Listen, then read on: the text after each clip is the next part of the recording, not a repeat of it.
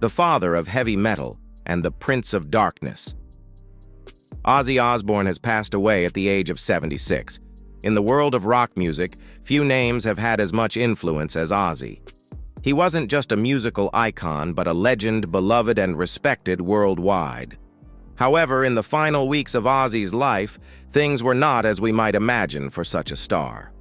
During that time, the man known as the Prince of Darkness was no longer concerned with fame or notoriety. Instead, Ozzy's mind was focused on one deeply personal thing, a final wish that only his wife Sharon could help fulfill. This wasn't just any wish, but a special one so important that it shaped his final days and gave him a sense of peace. If Ozzy Osbourne's legacy has ever touched you, made you laugh, reflect, or inspired, you show your gratitude by hitting like and subscribing to the channel so you don't miss the next fascinating stories. Leave a comment with a 1 if you resonate with Ozzy Osbourne, or a 0 if you feel differently. Now, without further ado, let's dive into this touching story and discover what brought Ozzy peace in the final moments of his life.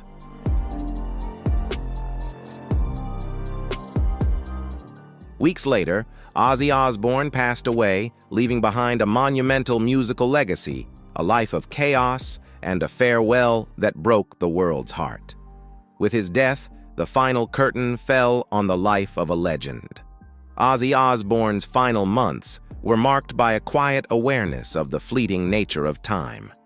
After decades of living with Parkinson's disease, Ozzy's health had noticeably declined, and he began to realize his remaining time was short.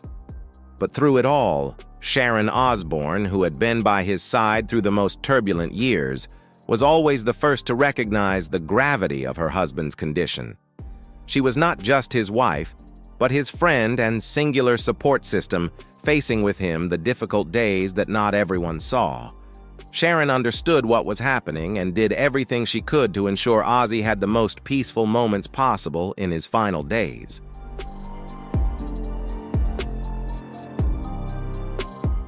The final chapter of Ozzy Osbourne was a story not just of loss, but a testament to Sharon's efforts to preserve the beautiful memories they had built together. She not only faced the pain of watching her partner weaken, but also became the one to ensure Ozzy's wishes were fulfilled. Sharon demonstrated her resilience and unconditional love as she stood by Ozzy's side, navigating the arduous days while preparing for the farewell they both knew was coming. Although Ozzy no longer had the strength to do the things he loved, his final moments were lived to the fullest, surrounded by loved ones and enveloped in Sharon's affection. The final chapter of Ozzy Osbourne was not merely the end of a great life, but an affirmation of the love, sacrifice, and musical legacy he left behind.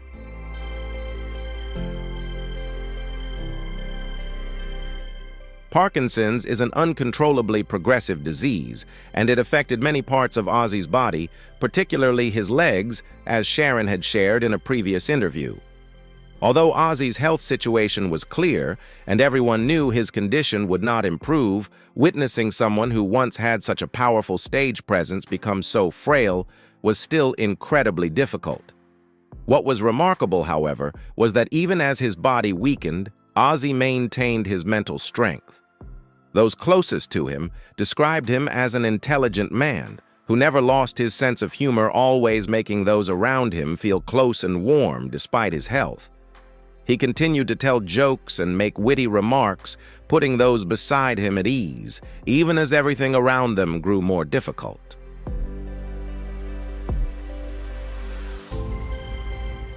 Despite his weakened body, Ozzy's voice, the very thing that made him a music legend, remained untouched by the cruel disease. Fans who had admired Ozzy for years described his voice as still ringing with its characteristic resilience and power, a testament to the incredible talent he had shared with fans for decades. Though his physical self was not what it once was, that voice remained as captivating, powerful, and emotional as ever, leaving fans enthralled and ensuring he would never be forgotten. This was the clearest proof of the immortal musical talent and legacy of Ozzy Osbourne, a legend who will live forever in the hearts of music lovers, transcending all challenges of time.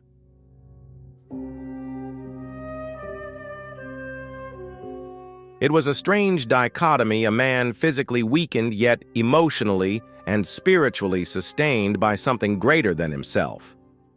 Even as his body succumbed to Parkinson's, Ozzy found an inner strength to face the final challenges of his life. Family members noticed a shift in his perspective during his final weeks. Ozzy became quieter and more reflective, as if each passing day was a journey into his past. His conversations with Sharon centered mainly on memories of his past, the wild days with Black Sabbath, a hugely successful solo career, and a family life filled with ups and downs, but also immense love. If anyone had a wild life to look back on, it was Ozzy Osbourne. As he faced his limited time, he spent much of it reflecting on what had been, while also speaking of the future, or more precisely, the few months he had left.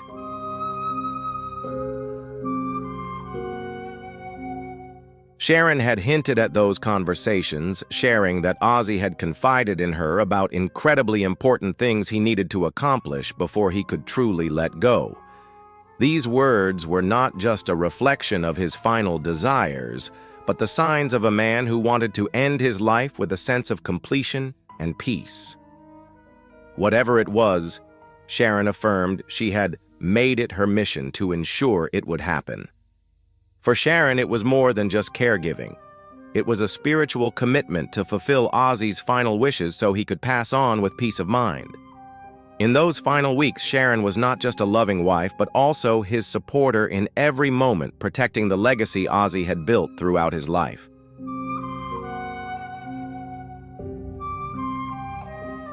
It wasn't a superficial request, but a deeply private final wish, a desire that Sharon would carry on her shoulders as his wife, partner, and manager.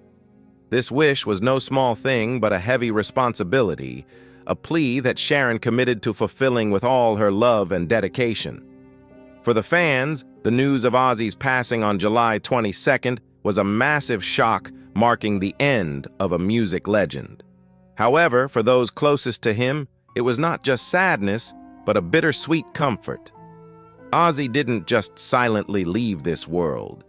He departed with intention on his own terms, not a quiet fading away, but a complete ending, having accomplished what he set out to do.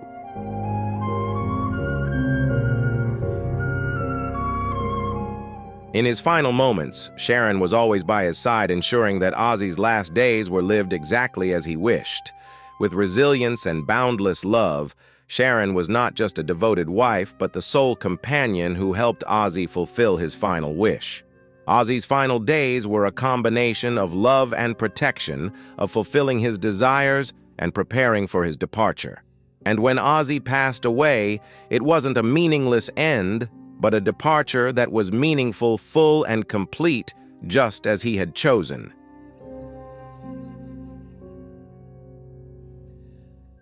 Ozzy Osbourne's final wish was heartbreaking, but it was carried out in true Ozzy style, with the determination and respect for everything he had built throughout his life. And the woman who had been by his side for over 40 years, Sharon Osbourne, helped make that a reality. The Osbournes' relationship was more than just a marriage. It was an enduring partnership that had weathered every public scandal, personal dispute, and the relentless pressure of global fame. Sharon was not only his wife, but also his companion manager, and the person who always stood by Ozzy in every crucial moment of his life, especially as he faced the greatest challenges in his final years.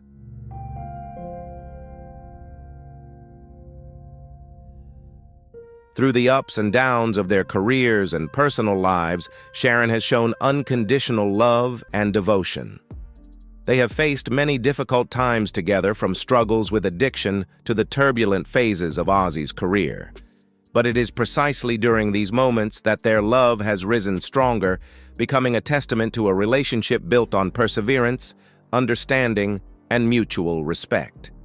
The bond of the Osborne family is a perfect example of how to overcome life's challenges with each trial, only strengthening the love and understanding between them.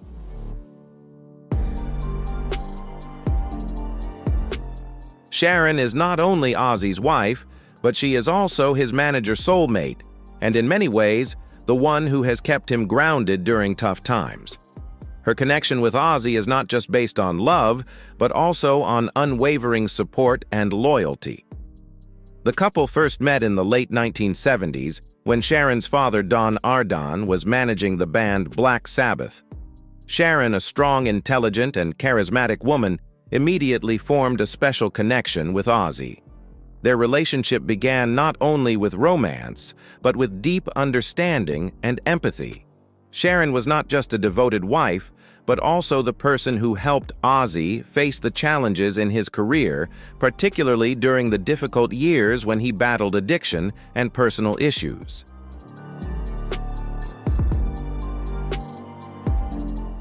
In 1982, Sharon and Ozzy officially married, marking a significant milestone in their lives. This relationship, despite enduring countless trials and challenges, has remained strong and only grown more powerful over time. Their relationship has become one of the iconic symbols of love in the rock music world, with continuous commitment and sacrifice. Together, they have overcome all obstacles from Ozzy's career crises to personal challenges. This bond has become their source of strength, helping them stand firm against the pressures of global fame and the complexities of rock star life. Sharon and Ozzy's relationship is not just a famous marriage, but also a testament to enduring love and commitment through all circumstances, regardless of the difficulties they faced.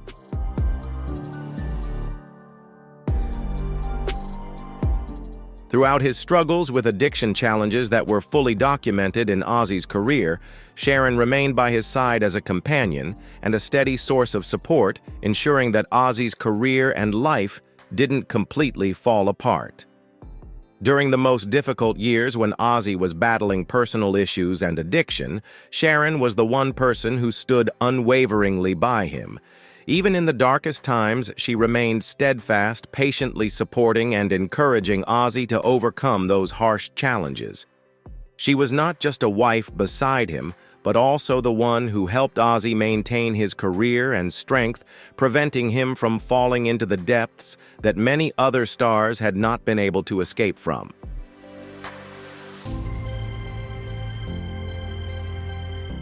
In the decades that followed, Sharon became not only a devoted wife, but also a public figure in her own right.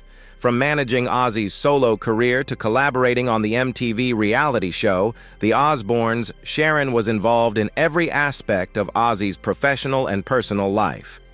The show gave a true and candid look at the Osborne family, and Sharon proved her resilience by crafting an image of a family that was not only humorous, but also deeply warm in the eyes of their fans. She didn't just manage the career, but also protected the family's private moments, ensuring that despite the noisy world outside, they maintained their bond and love.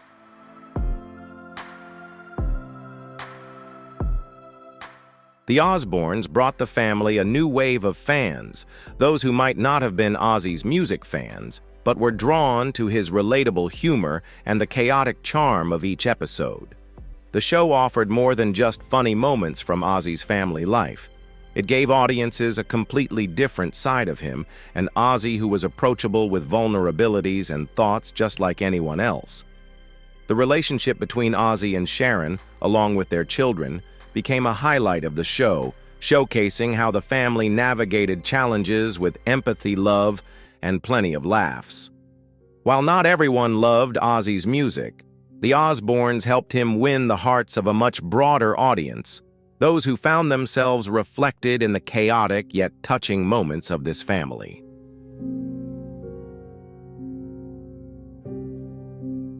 However, that bond grew even more profound as Ozzy's health declined. In 2003, Ozzy was diagnosed with Parkinson's disease, an illness he kept private for many years until 2020. It was a tremendous challenge, not only for Ozzy, but for his family as well.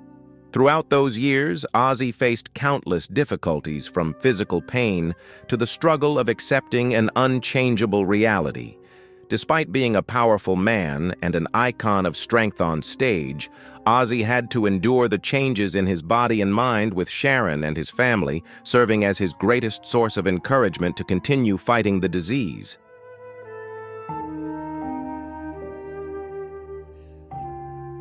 Sharon, who publicly shared the hardships of witnessing the disease's progression, shouldered much of the emotional and logistical burden during those difficult years.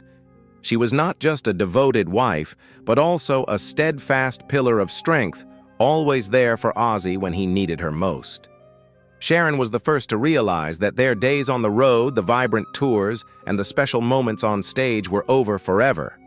After a long journey of overcoming every challenge together, Sharon understood that their lives needed to change. "I've been doing this since I was 15, and now I'm done. We just want to live our lives, do what we want to do, and not be on a schedule anymore," she shared in an interview with Billboard before Ozzy's passing.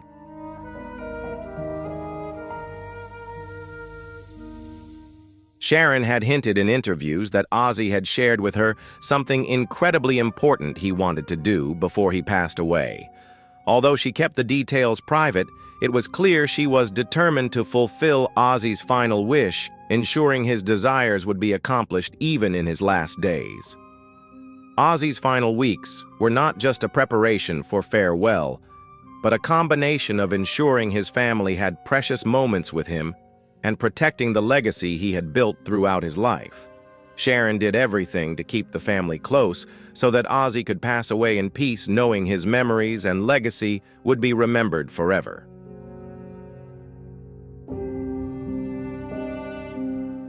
The legacy of the Prince of Darkness born John Michael Osborne on December 3, 1948 in Aston, Birmingham, is a captivating story of a powerful ascent and a revolution in music. From a poor working-class family, Ozzy Osbourne overcame countless challenges to become a global superstar, helping to change the face of rock music forever. His journey is not just a story of personal success, but also a symbol of strength and perseverance in the arts. In 1968, Ozzy, along with the members of Black Sabbath, founded a new musical genre, heavy metal, delivering heavy, dark riffs and haunting lyrics. This marked the beginning of a revolution in the music scene, as Black Sabbath laid the foundation for a genre that would later flourish and profoundly influence many generations of artists.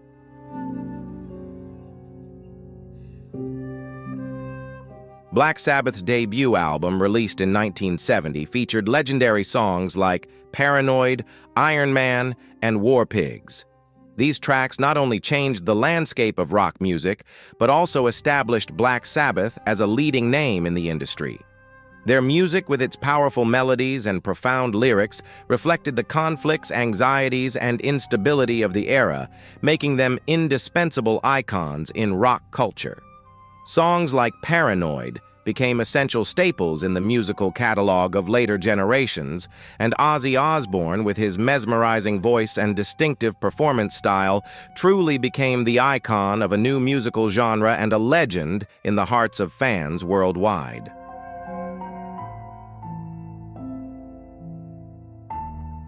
With an impressive solo career and classic songs like Crazy Train, Ozzy Osbourne proved himself to be one of the greatest rock vocalists in music history. Crazy Train, with its signature guitar riffs and Ozzy's powerful vocals, not only became a timeless anthem in the world of rock, but also a symbol of his resilience and limitless talent. However, Ozzy's success didn't stop at music. With the MTV show The Osbournes, Ozzy reached a new audience, expanding his influence and establishing his family as a cultural icon. The show not only allowed the public to see a different side of Ozzy, approachable and humorous, but also highlighted his special relationship with Sharon and their children, making the Osborne family an indispensable part of global pop culture.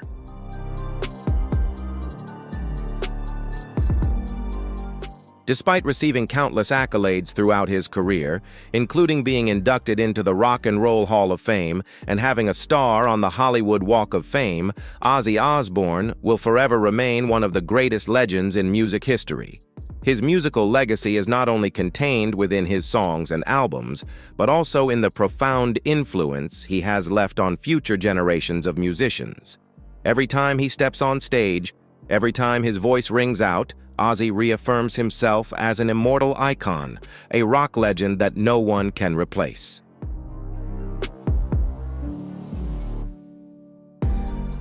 For this, he needed Sharon's help. There was only one city that could give Ozzy the fitting farewell he deserved: Birmingham, the place where he grew up, and where his life changed forever. This city was preparing for a proper goodbye. For Ozzy Osbourne, Birmingham was not just his birthplace, but an integral part of his identity. This industrial city, the birthplace of Black Sabbath, had long been regarded as the home of metal music, and no one embodied that title more than its most famous son. For Ozzy, this was not only the starting point, but an inseparable part of his life story, where his music and the tales of his transformation began to spread worldwide.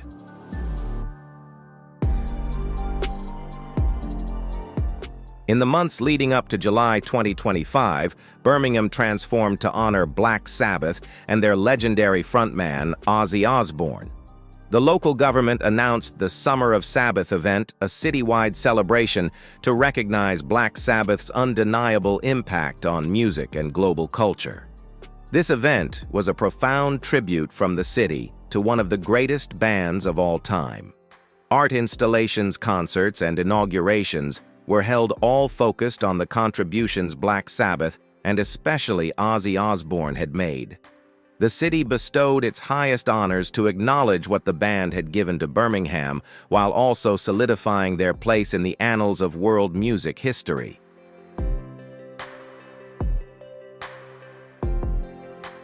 Among these honors, the four original members of Black Sabbath, Ozzy Osbourne, Tony Iommi, Geezer Butler, and Bill Ward, were given the freedom of the city of Birmingham, a city that has become an inseparable part of their musical journey. To celebrate their careers, the city renamed a bridge in the band's honor, a lasting symbol of the impact they left behind. Additionally, a commemorative bench was unveiled, and most notably, a massive mural of Ozzy Osbourne was painted at the end of Villa Park Stadium. This is the place where not only football fans but also heavy metal lovers gathered to be part of an unforgettable night. That night was not just an event to remember Ozzy and Black Sabbath, but also an opportunity for the city of Birmingham to take pride in the musical legacy the band had brought to the world.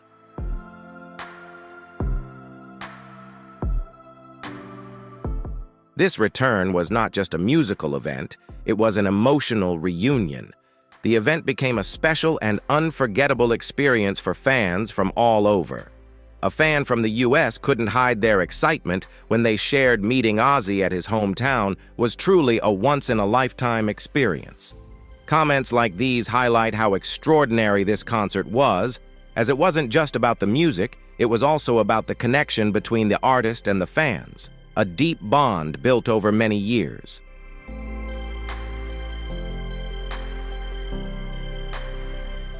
You can feel the history in the air. This wasn't just a fan's words, but a shared sentiment from everyone present at this historic event. Even those who had followed Ozzy's career from afar could sense that something special was happening, an event marked by both the past and the future. International media quickly recognized the unique scale of this event. With a star-studded lineup featuring some of the biggest names in rock and metal, a stadium packed with 40,000 passionate fans, and an estimated live audience pushing the total viewership to millions, this concert was undoubtedly an event with undeniable global influence.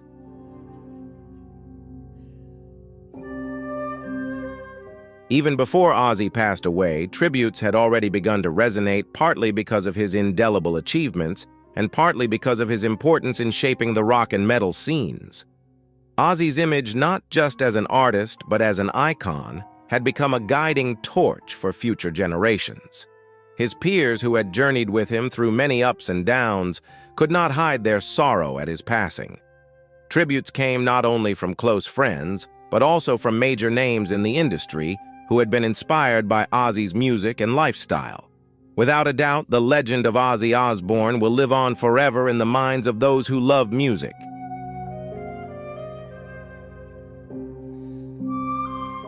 Musicians, collaborators, and figures throughout the music industry were well aware of the immense influence Ozzy Osbourne had built over his career. His career had spanned glorious decades, and now his time on stage and on earth was coming to a close. A powerful sense of loss spread through the music community as they realized a true legend was about to depart. Ozzy was not just an outstanding artist, but an icon who had transformed both the rock and metal landscapes, a man of immeasurable influence.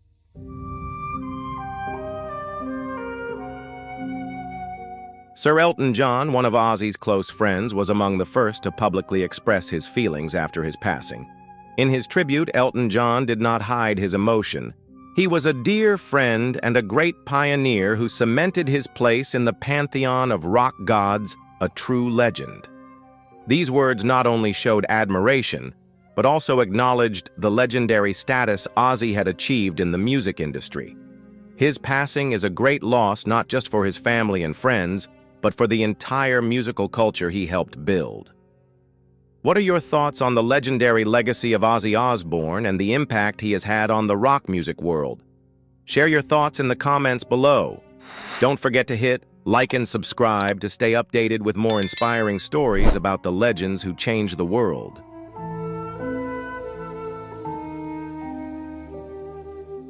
He was also one of the funniest people I have ever met. I will miss him dearly. These words from Sir Rod Stewart were not just an expression of loss from a close friend, but also a show of deep respect for Ozzy Osbourne. For those who had followed and worked with Ozzy, he was not only a music legend, but also an approachable person full of laughter. Rod Stewart, a longtime companion in the music industry, shared his feelings with a moving farewell. "Farewell, Ozzy. Sleep well, my friend. See you on the other side." These words were not just a tribute, but an expression of the boundless sorrow of a friend, parting with a companion of many years.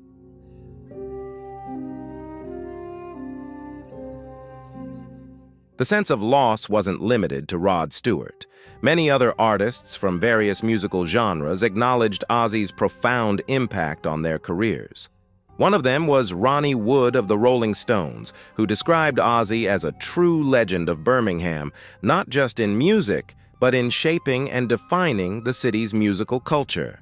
Ronnie Wood praised Ozzy's ability to create and influence the culture we witness today. This praise was not just a recognition of Ozzy's great musical talent, but also a reflection of the deep respect for his immense contributions to building the cultural and musical foundation for future generations. Ozzy left an indelible mark not only in the hearts of music lovers, but also among his colleagues and close friends.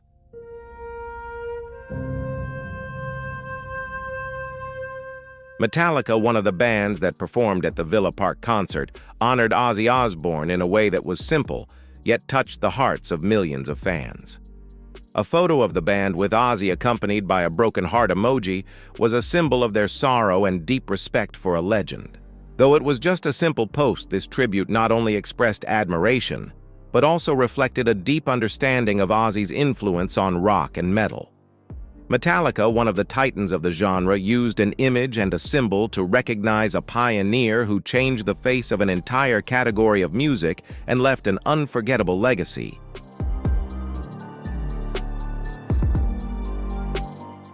Ozzy Osbourne, with his monumental contributions, was not just a big name, but a living icon of rock music. For more than 5 decades, he relentlessly created and dedicated himself, helping to build and develop a genre with global influence. The tributes from Metallica and other artists are an affirmation of Ozzy's pioneering status in the music industry, a man whose influence and value will continue to live on in the hearts of fans and future generations of artists. Though he is gone, what he left behind in music and culture will endure forever.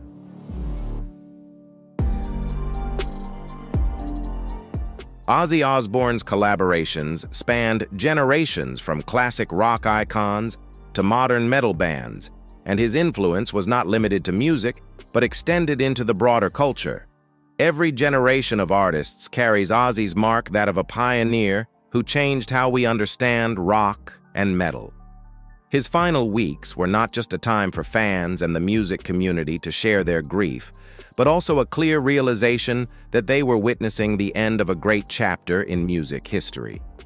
The music industry, though, in mourning, could not deny the invaluable contribution that Ozzy had made.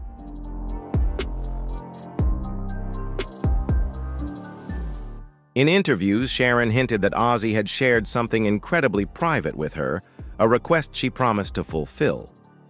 "He wanted me to do something for him that only I could do," she said, though she did not reveal further details. These words highlight the significance of Sharon's role during Ozzy's final weeks.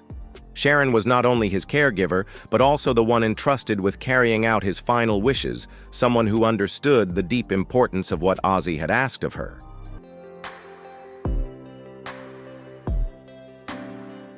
Friends and family later recounted that Sharon Osbourne remained intensely focused during this time, mobilizing every resource and quietly working behind the scenes to ensure that Ozzy's wishes were fulfilled.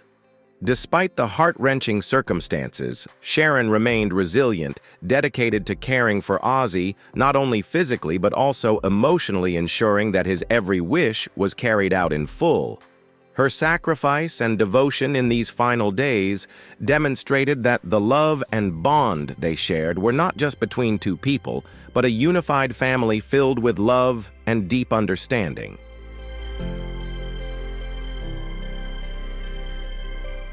In the final days of Ozzy's life, the Osborne family gathered around their father. Their children, Kelly, Jack, Amy, and Ozzy's two older children, Jessica and Louie, visited frequently, understanding the significance of these final moments. These were sacred moments where the entire family came together to share love and closeness, cherishing every precious second spent with each other. Ozzy, who had once opened the door to his chaotic family life through the Osbournes, now experienced a quieter, more private family life, far from the public eye. His last days were not just about a simple life, but a special time where the family expressed unconditional love and deep respect for the man they cherished.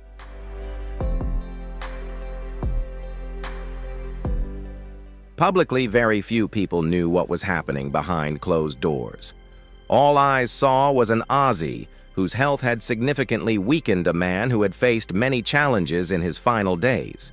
However, what the world didn't see were the quiet preparations, the deeply emotional private conversations, and the burden Sharon had to bear as she prepared for what would become the decisive turning point in the final chapter of Ozzy's life. This was not a story about fame, money, or headlines. It wasn't what the media or the public was looking for. In truth, this was a story of love, sacrifice, and a profound preparation for the departure of the man she loved.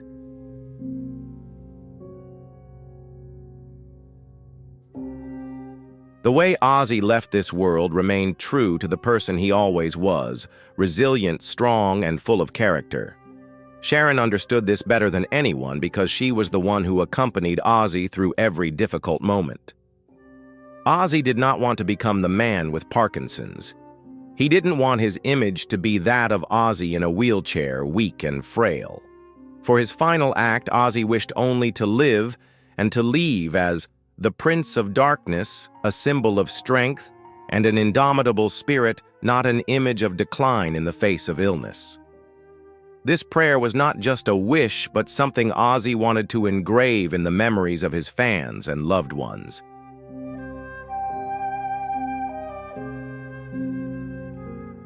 Although Sharon kept the details of Ozzy's final wish private, she did not hesitate to make it clear that she would stop at nothing to ensure his wish became a reality. Sharon pledged that she would do everything possible for Ozzy to pass away with the dignity he deserved, not as a weakened man, but as a legend who stood tall, free, and powerful until the very end. This not only showed the deep love Sharon had for Ozzy, but also served as an affirmation that sometimes the ultimate respect for a loved one lies not just in physical care, but in honoring the wishes and dignity they built throughout their lives.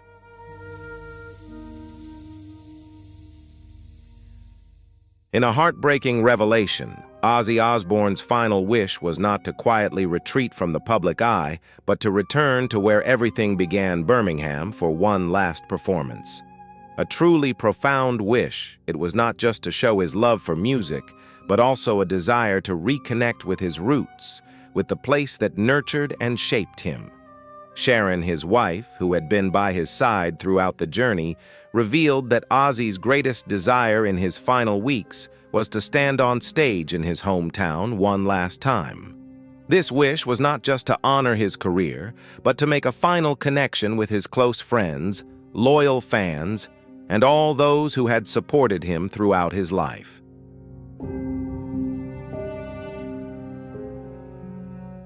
Surrounded by his bandmates and the fans who had shaped his career, Ozzy longed to feel their warmth and love in this final moment. This was not just a concert. It was a celebration of everything Ozzy had contributed to music and to the rock community.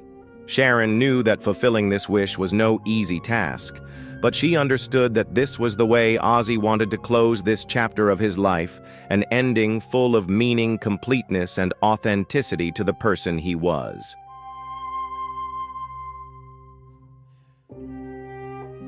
On July 5, 2025, Ozzy Osbourne's final wish became a reality.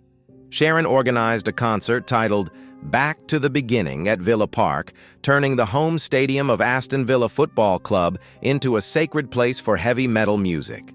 The concert was not only an opportunity to honor Ozzy's illustrious career, but also a special moment reuniting Ozzy with his Black Sabbath bandmates, Tony Iommi Geezer Butler and Bill Ward, for the first time in 20 years.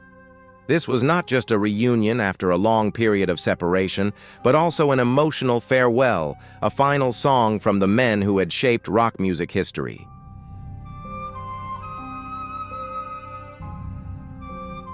The event on July 5th at Villa Park, later recognized as Ozzy's final performance, ignited waves of admiration from all corners of the music world. 40,000 fans packed Villa Park to witness this moment, with millions more watching via live streams. It was a concert of unimaginable influence, creating a legendary moment many described as a once-in-a-lifetime experience. With each note, each lyric, Ozzy and his bandmates recreated a monumental chapter of rock music, leaving an indelible mark on the world.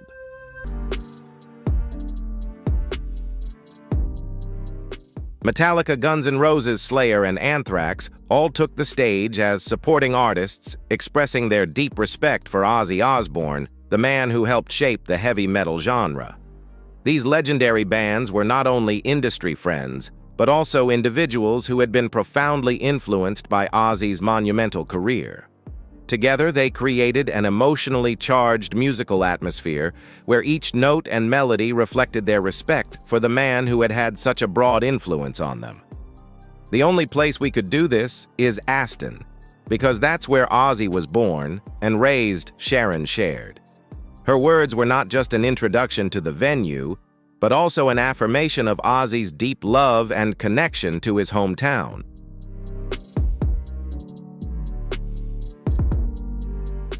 Sharon also revealed that from the moment she began planning the concert, she had thought of inviting all the bands Ozzy had ever collaborated with to perform so they could sing the famous songs of Black Sabbath and Ozzy's own musical works. It became a music festival, Sharon said, showing the importance of this performance not only to Ozzy, but to the entire metal-loving community. This event was more than a concert. It was a celebration of music history where artists came together in a vibrant festival to remember and affirm the legacy of a legend.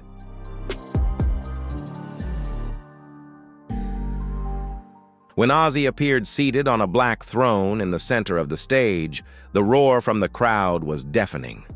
For many, that image was truly striking and unforgettable. A man whose body had been ravaged by illness, yet whose presence was larger than life, an unbeatable icon.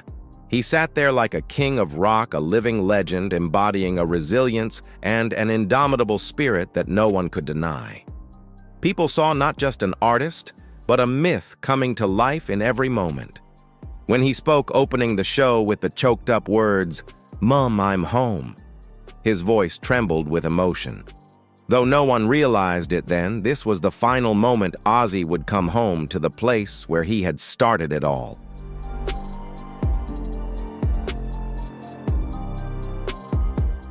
After that moment, Ozzy regained his characteristic strength and launched into the familiar vocals of Crazy Train. Music was not just life, it was Ozzy's very breath in that moment. "You have no idea how I feel. Thank you from the bottom of my heart." He told the crowd, his words full of emotion and gratitude. Those words were met with thundering applause from the 40,000 fans present at Villa Park. This was not just a concert, but a festival of love, honor, and appreciation for a legend. Ozzy proved that although his body was weak, his spirit and influence would live on forever in the hearts of those who loved him.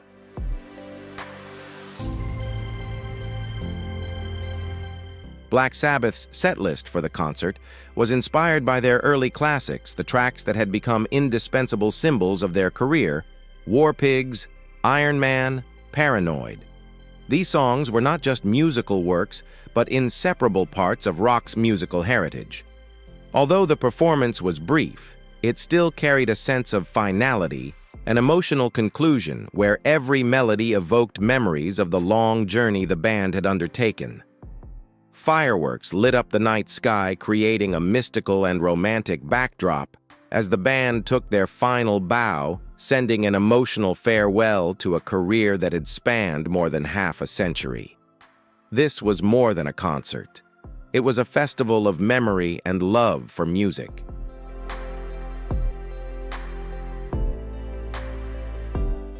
Although the concert was organized as a charity fundraiser, raising $189 million, the true purpose of the event was far more personal. For Ozzy, this was not just an occasion to celebrate his illustrious career, but also a chance to express his deep gratitude to those who had accompanied him on his long journey.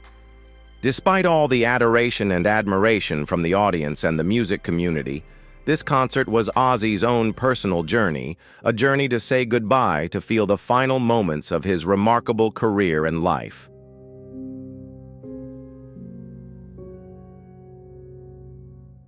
This was Ozzy's farewell, the final wish he had kept in his heart throughout his last years.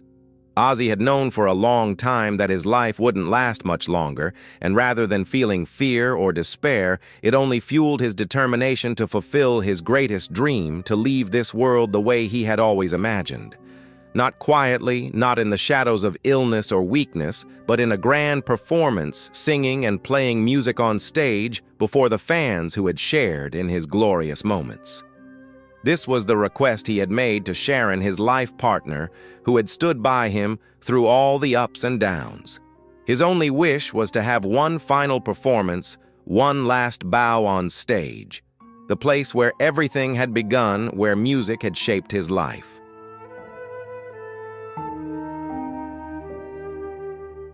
Sharon brought Ozzy back home, surrounded by the people and music that had shaped his life.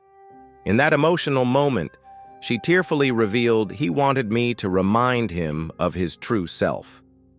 This statement not only reflects Sharon's deep love for Ozzy, but also a promise she had kept faithfully helping Ozzy end his life in honor and dignity. Ozzy, who had dedicated his entire life to bringing music and emotion to the world, now returned to his roots, to the place where everything began. In every sense, it was a perfect farewell, closing a magnificent era of rock music and the final chapter of a legend's life.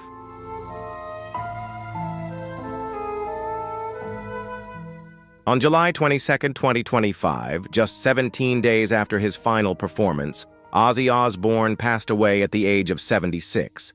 His family, in a heartfelt statement, announced his passing. This was a loss not only for Ozzy's family, but for the entire music world, as a legend left us leaving an irreplaceable void in the hearts of those who loved him. Yet Ozzy will live on forever in his music, in the timeless melodies he created, and in the memories he left behind for all who witnessed the life and career of his legendary journey.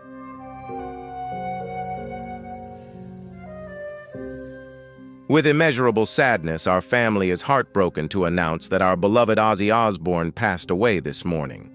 He has returned to his family surrounded by boundless love. Ozzy's passing leaves a void that cannot be filled, but he left us peacefully surrounded by his loved ones. Tributes have poured in from around the world, expressing the respect and affection people have for him. From his loyal fans to his peers in the music industry, everyone shares the same sense of loss and admiration for a legend.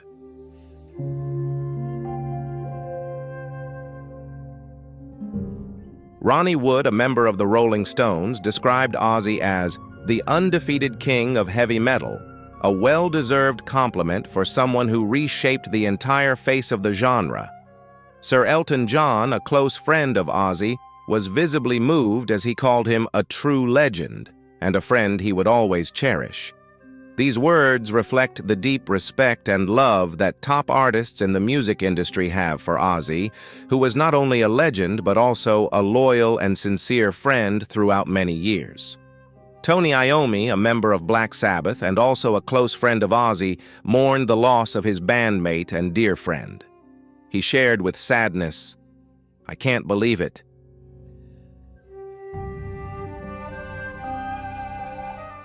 My dear friend Ozzy passed away just weeks after our show at Villa Park," he wrote. "This is heartbreaking, and I can't express it in words. No one will ever be like him. Geezer Bill and I have lost our brother." Ozzy's passing completely changed the meaning of the Villa Park concert, an event that had once been seen as a grand gathering of the biggest names in rock music. After Ozzy's passing, this concert became not just a symbol of his career, but also a profound farewell from the friends and colleagues who helped write the golden pages of music history.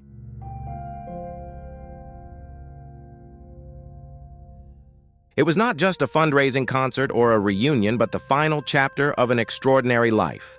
That concert became a legendary moment where Ozzy Osbourne not only said goodbye to his fans, but also to the city and the legacy he had built over more than half a century. Ozzy's final wish had come true, a complete farewell that allowed him to leave in his own way, deeply personal and emotional. Sharon, his lifelong partner who had stood by him through all the highs and lows, made sure that Ozzy's wish was fully realized, enabling him to depart with honor and love.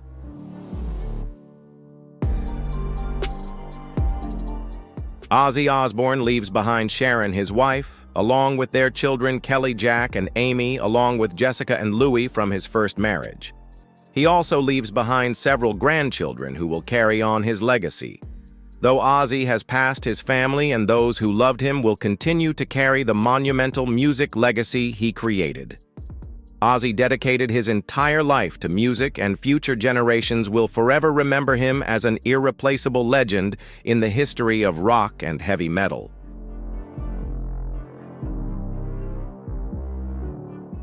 Ozzy's music, his influence, and his final farewell performance in Birmingham will forever be etched in music history. It was a remarkable moment, a triumphant final show where Ozzy said goodbye in a way only he could. Do you think this was the perfect way for the Australian singer to close the legendary chapter of his life? If Ozzy Osbourne's story inspires you and touches your heart, don't forget to leave a comment with a 1 or a 0 if you feel differently. Let us know your thoughts in the comments. If you enjoyed this video, make sure to hit like and subscribe so you don't miss more fascinating stories. Thanks for watching, and we'll see you in the next video. Ozzy Osbourne, known as an icon in the rock music world, has faced a series of challenges in the later years of his life. Despite being diagnosed with Parkinson's disease, a condition that impairs movement, he has persisted in living and refuses to let illness define his life. This disease hasn't brought him closer to death. Instead, it has become a constant battle against the gradual weakening of his body. After the death of her father, Kelly Osborne, Ozzy's daughter, shared her emotions and the truth behind the pain her family endured. Her confession was not only filled with sadness, but also revealed previously unknown aspects of Ozzy's life. These are things the world has never known about him and the complex life of a star. Could what she revealed uncover an Ozzy Osbourne that we've never seen before?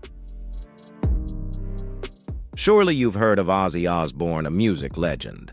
But did you know the precious moments Kelly Osborne shared about her father after his passing? Let me know if you have any special memories with your family. Leave a 1 if you have meaningful family memories, or a 0 if you don't. Don't forget to enjoy this video and hit subscribe to support us. Let's dive into this touching story.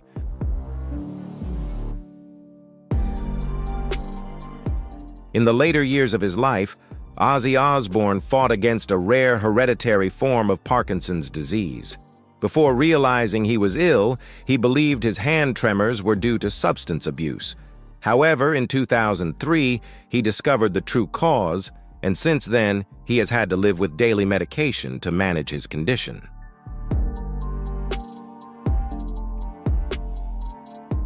Although doctors reassured him that Parkinson's disease was not immediately life-threatening, Ozzy's condition gradually worsened. The disease began to affect his mobility and hearing. He struggled to hear and understand what his family was saying. His health noticeably deteriorated, and by 2025, Parkinson's had robbed him of his ability to move, leaving him unable to move on his own.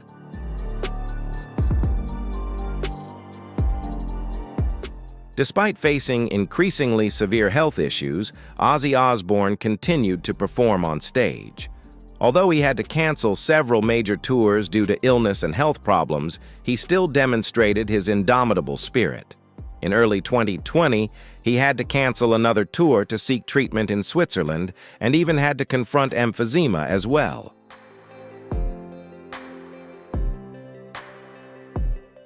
On July 22, 2025, Ozzy Osbourne passed away at his home in Buckinghamshire at the age of 76. His final moments were peaceful, with his loving family by his side. Despite battling the debilitating disease that ravaged his body, Ozzy remained a star who would never fade in the hearts of his fans.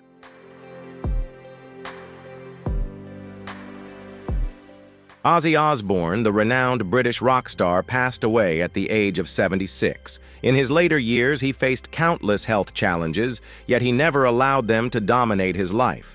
Despite his physical decline, Ozzy remained resilient and refused to let anything stop him. A true warrior with an indomitable spirit, he battled illness and life's trials without ever showing signs of worry.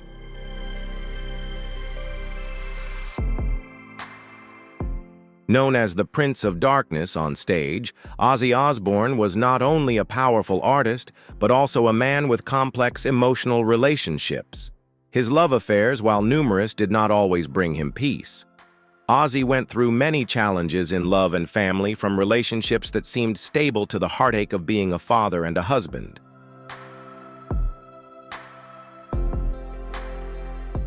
In his private life, Ozzy always prioritized family and love. In 1971, Ozzy met Thelma Riley, whom he married that same year. The couple had 2 children, Jessica and Louis, and Ozzy also adopted Elliot, Thelma's son. However, drug and alcohol abuse, along with the constant touring, created difficulties in their marriage. As a result, Ozzy's first marriage ended after a period of time.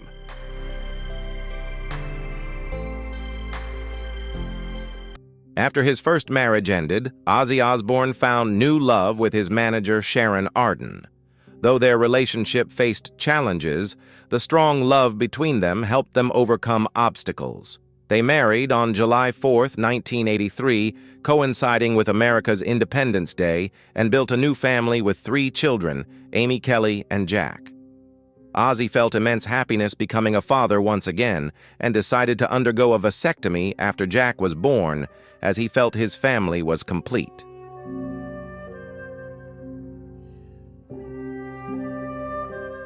Ozzy Osbourne showed an immense, boundless love for his children. He wrote special songs for them, expressing the emotional growth and love he had for his family. Ozzy also divided his time between England and Los Angeles, striving to maintain a balance between his fame and family life.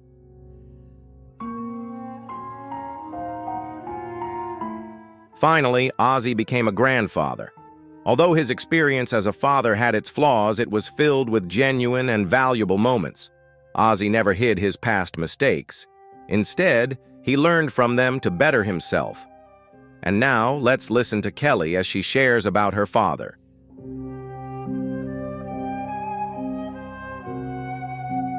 On July 25, 2025, Kelly Osbourne spoke publicly for the first time since her father, Ozzy Osbourne, passed away. She shared her deep emotions about her father, shedding light on the love and respect she had for him, while also revealing unspoken memories and feelings from the time they spent together.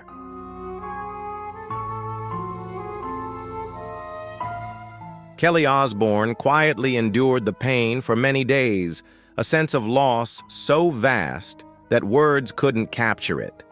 Instead of speaking through speeches or media interviews, she chose to share her emotions silently on Instagram story. She didn't need long words, just a simple, sorrowful message sent through a quiet black background and a broken heart symbol.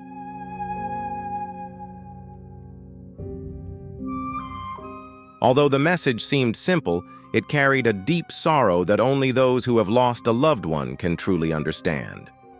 That black screen was not just a backdrop. It was a reflection of her emotions, a pain too vast to fully express with words.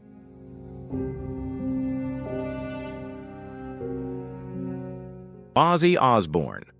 Kelly's father was not only a family man, but also a role model and close friend, always by her side in a world full of change. Their bond wasn't just because of their blood relation, but also through their shared love for music, precious memories, and the special connection they had. Kelly's tribute was not just an expression of sorrow, but a heartfelt message of love and gratitude for her father.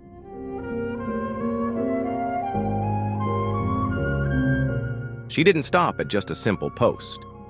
Kelly also shared the lyrics to Changes, a special song that she and Ozzy performed together in 2003. This song wasn't just any ordinary track. It became a symbol of the deep bond between them. By reposting the lyrics after 20 years, Kelly added even more significance to the message. It's no longer just music. It's a reminder of her love and her promise to always remember.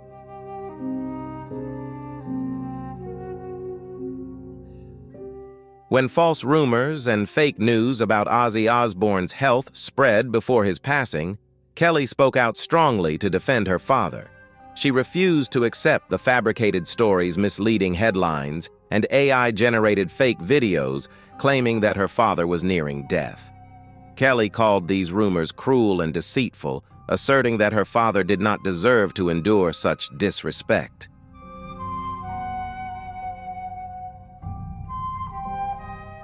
In 2020, Ozzy Osbourne was diagnosed with Parkinson's disease and faced numerous health challenges. Despite battling the illness and his declining health, he continued to fight hard, live joyfully, and cherish his time with his family. However, the spread of false rumors hurt his family deeply. Kelly was determined to protect her father and safeguard his dignity against the lies. Unfounded allegations of a death pact between her parents sparked even greater concern. The media spread stories without any evidence to back them up, but Kelly firmly put a stop to those rumors. This time she didn't need to say anything more. Her silence was her way of protecting what mattered most: her family and her love for her father.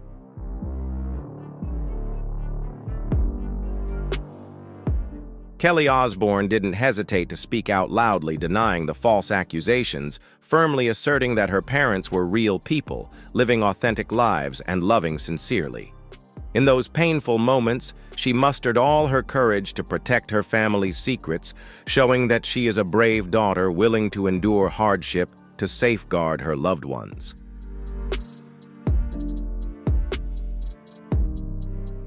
Losing parents is an indescribable pain, but that pain becomes even more unbearable when it unfolds in the public eye. Every emotion of hers was scrutinized and judged by the media. Despite facing such pressure, Kelly overcame her grief with dignity, honesty, and inner strength.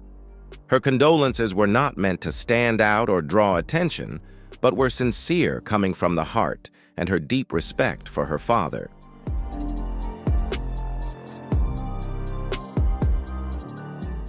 Through the authenticity of her emotional expression, Kelly connected with millions of people. Her personal story reminds us that behind every famous name lies a deeply emotional narrative. It could be the pain of a daughter losing her father, the grief of a family, or the world's mourning for the loss of a legend.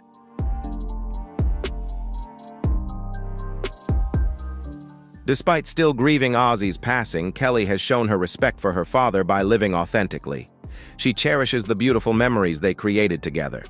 Though she has been silent for a time, her love for Ozzy endures and will never change. Ozzy's legacy lies not only in his musical achievements, but also in the love and longing he had for his family.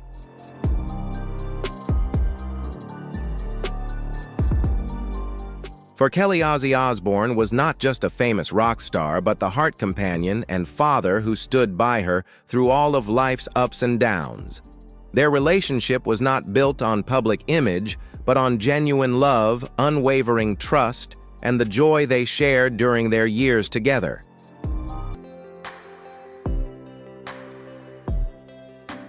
Living in the spotlight from a young age was never easy.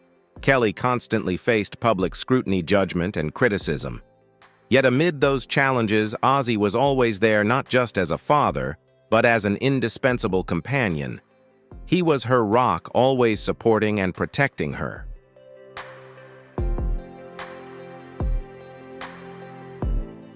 As Kelly advanced in her career and became a mother, Ozzy remained by her side. In 2022, when Kelly's son Sydney was born, Ozzy embraced his role as a grandfather with joy and pride. The bond between Ozzy and Kelly was not just a family tie, but a deep, unbreakable friendship.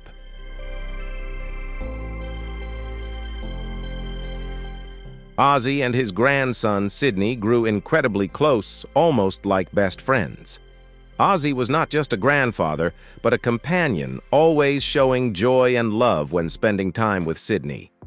The moments of play and laughter they shared were priceless, touching the hearts of everyone. Ozzy didn't just appear in Sydney's life. He actively participated, spending time with him and showing boundless love.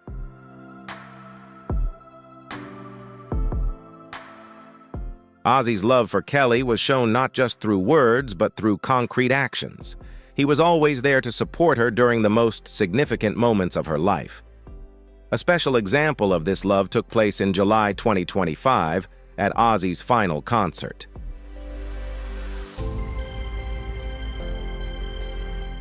Behind the scenes, Kelly got engaged to her longtime partner Sid Wilson, the DJ of Slipknot. This engagement was not a publicity stunt, but a private special moment shared with her father, family, and close crew.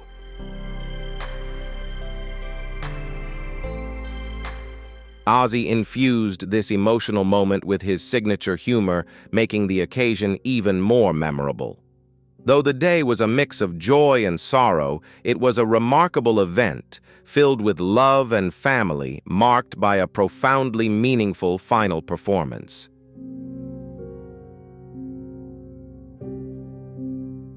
Kelly has countless memories of her father, but some of the most cherished are the times they spent together. Ozzy didn't just support her on stage, he was there backstage too, her closest confidant. While he wasn't perfect, Ozzy was always present during pivotal moments, becoming her unwavering support system.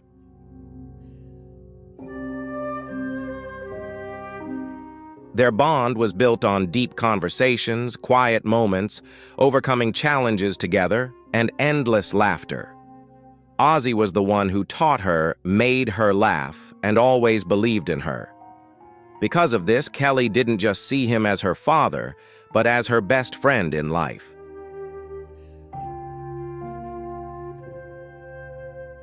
Ozzy played a crucial role in his children's lives. He wasn't just a father, he was also a friend, a listener, and a protector. For Kelly, Ozzy wasn't just a rock star. He was the one who was always there for her, accompanying her through every up and down. Their relationship was built not only on family affection, but also on a genuine friendship that spanned many years.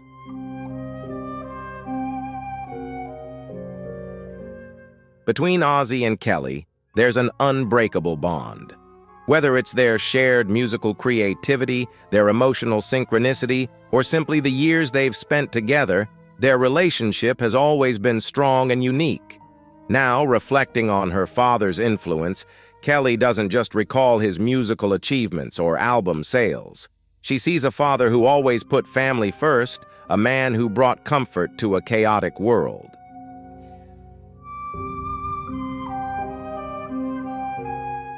Between Ozzy and Kelly is a special, unbreakable bond. How do you think family relationships can influence a person's career and life? Share your thoughts in the comments below. Don't forget to hit like and subscribe to follow more touching stories about family and music of Ozzy.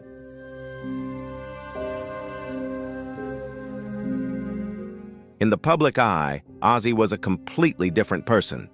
He was a man famous for fiery controversies, a life full of chaos, and a history rich with unforgettable troubles. As a rock star, Ozzy lived the life of a prince of darkness, constantly challenging all rules and performing shocking acts.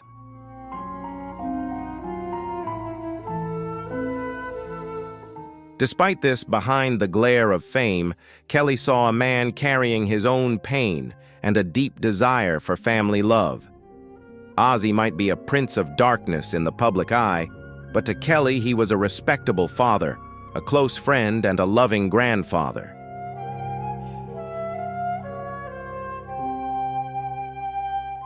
Throughout his life, Ozzy Osbourne was constantly embroiled in controversies, misunderstandings, and legal disputes, all of which only amplified his notoriety.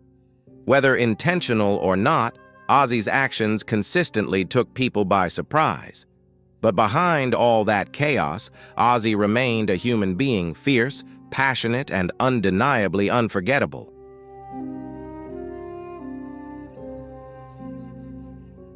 Right from the start of his career, Ozzy Osbourne was a target for criticism from religious groups. Many believed his music, especially heavy metal, had a negative impact on young people. Some even accused him of promoting Satanism. Ozzy became a figure akin to Aleister Crowley, whom the media portrayed with extreme views. This perception likely stemmed from his 1980 song, Mr. Crowley, which only fueled these speculations.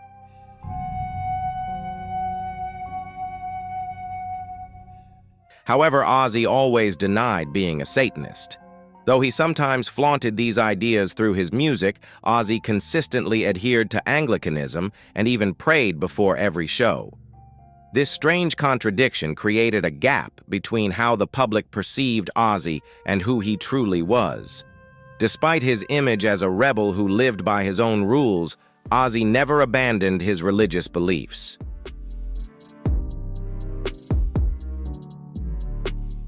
In 1981, Ozzy had a memorable incident in his career. After signing his first solo contract, he went to meet CBS Records executives in Los Angeles. His initial plan was to release a flock of doves as an act of peace, but due to intoxication, things went in a completely different direction.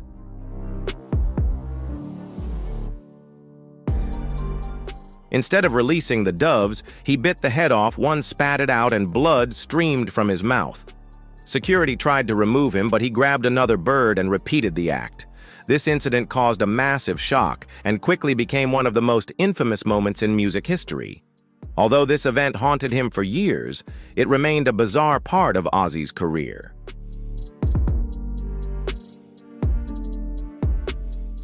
A year later, in January 1983, during a concert in Des Moines, Iowa, Ozzy had another infamous incident.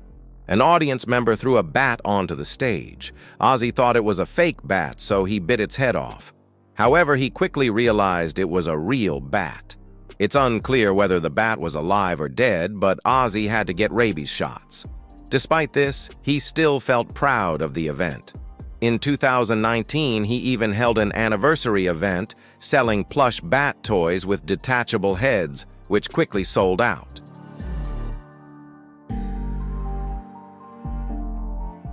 Not all the attention Ozzy received was related to his stage performances. Some people mistakenly linked violent behavior to his music. A notable example occurred in 1983 when a Canadian teenager named James Jollymore committed a horrific crime, murdering a woman and her 2 sons. It was reported that he had listened to Ozzy's song "Bark at the Moon" before committing the crime.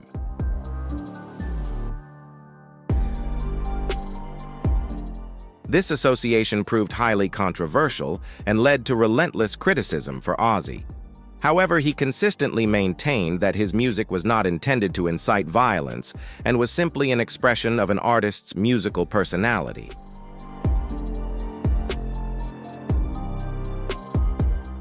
A friend of James Jollymore, the individual who committed murder in 1983, recounted that Ozzy Osbourne's song "Bark at the Moon" had a strange effect on him, although no concrete evidence ever linked the song directly to the crime. This incident sparked concerns about the negative influence of heavy metal music on young people. Nevertheless, all accusations regarding Ozzy's music remained unproven.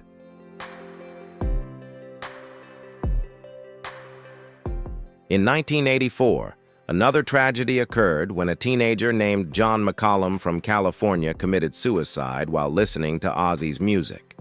Although his song was intended to warn about the harms of alcohol abuse, the McCollum family believed the song encouraged suicide. They sued Ozzy, but the court found no connection between the song and their son's death, declaring Ozzy innocent.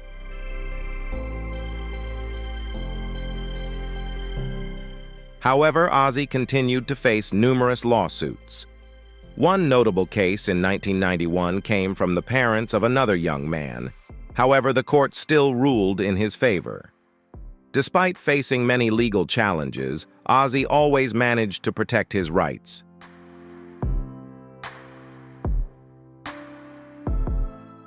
In the early 2000s, several of Ozzy's former band members, including Bob Daisley Lee Kerslake and Phil Soussan, sued Ozzy, claiming they weren't adequately compensated for their contributions to his albums.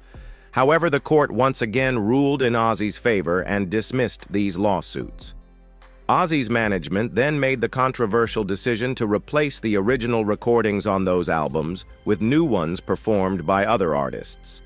The original recordings were only restored for the 30th anniversary edition of the albums, much to the delight of fans who could finally hear the tracks they'd loved.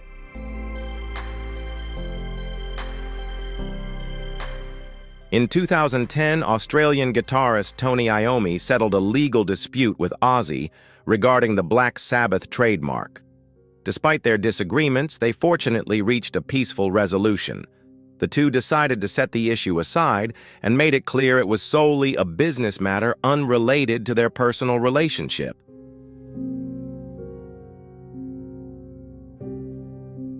Beyond the public and legal controversies, Ozzy also had to contend with troublesome personal issues.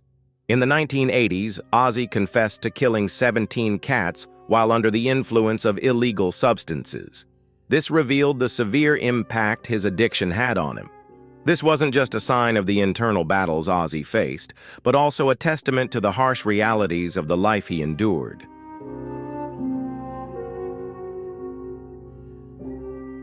Ozzy Osbourne, famous for his wild persona and explosive rock music, possesses an entirely different side that few know. Behind the loud performances, scandals, and shocking events lies a man with contradictory beliefs, unexpected preferences, and strong personal principles. While he might be the Prince of Darkness on stage behind the spotlight, is a very different Ozzy, a man who has to confront his own pain and conflicts in life.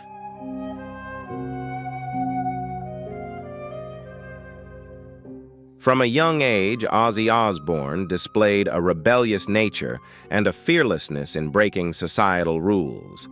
Instead of going to a professional tattoo parlor, he tattooed Ozzy on his fingers himself using a sewing needle and pencil lead, showcasing his daring spirit and desire to live differently. This act not only reflected Ozzy's personality, but also served as a testament to a life full of defiance and rebellion where he never stopped pushing established boundaries.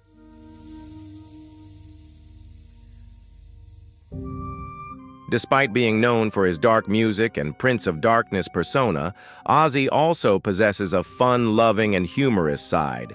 He's a huge fan of the comedy troupe Monty Python and considers Life of Brian to be the best film ever. This fondness for clever and witty humor helps make Ozzy more approachable and is part of what allows him to relax in the public eye. His enjoyment of laughter not only helps him unwind, but also enriches his personality, creating a different image compared to the usual intensity of his music career.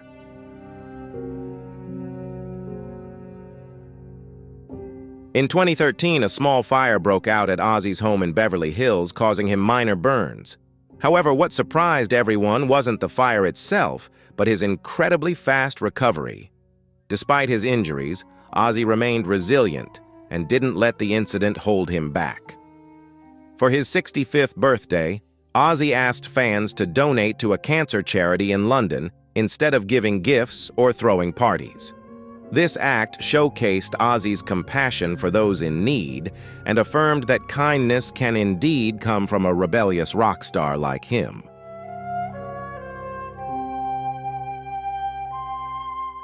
Ozzy's fame wasn't confined to music. It also extended into the political sphere. In 2002, both Ozzy and his wife, Sharon, received an invitation to a White House dinner. While the event surprised many, the U.S. president offered Ozzy a humorous and warm greeting. This demonstrated that even a star with a rebellious and unconventional image could still receive respect at the highest levels.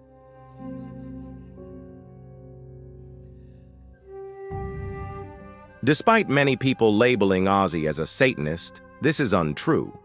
Ozzy frequently shares his faith in God.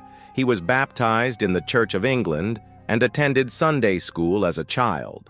Although he doesn't regularly go to church, Ozzy still prays before his performances. Ozzy's belief in a higher power is also evident in his humorous remarks, such as when he blended truth with wit in his advice column about circumcisions.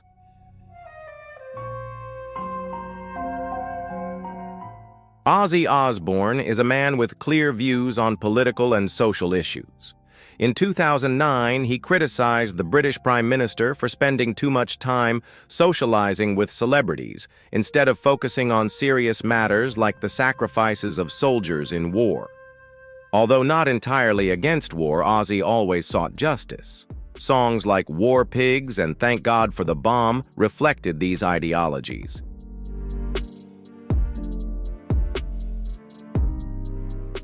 Although he opposed the use of nuclear weapons in World War II, he supported the use of nuclear energy for defense during the Cold War. Ozzy's stance wasn't about picking a side, but rather about seeking balance and responsibility in all matters.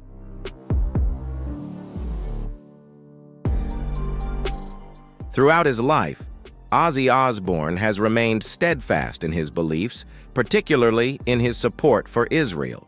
He has been a lifelong advocate and never hesitated to voice his opinions. In 2024, Ozzy opposed a cultural boycott against Israel, and in 2025, he signed a letter criticizing the BBC for biased reporting on the war in Gaza. These actions clearly demonstrate his unwavering determination to defend what he believes in.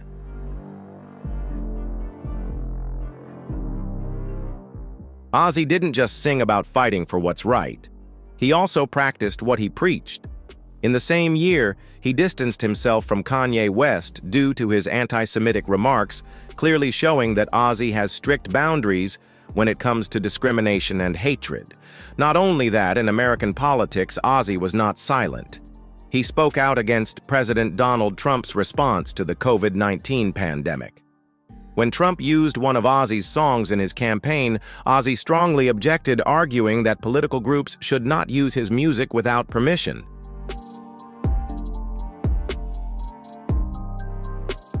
Ozzy Osbourne is a man of many facets. Beyond his audacious exterior and vibrant music, he is both fierce and compassionate, wild and introspective. Though seemingly contradictory, these aspects of his life harmoniously coexist. He finds joy and solace in prayer, in generously helping others, and in remaining steadfast to his beliefs. Ozzy, despite being dubbed the Prince of Darkness, is also a kind-hearted, humorous, and thoughtful individual.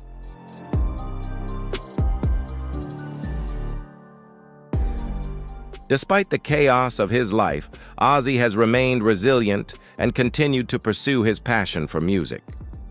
Ozzy Osbourne has journeyed a long, turbulent, and challenging path.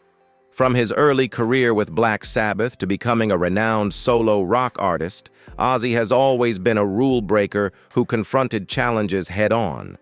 While his music is vibrant and celebrated in the heavy metal world, Ozzy's personal life has been fraught with difficulties, including addictions to tobacco, alcohol, illegal drugs, and prescription medication, which nearly brought him to his knees.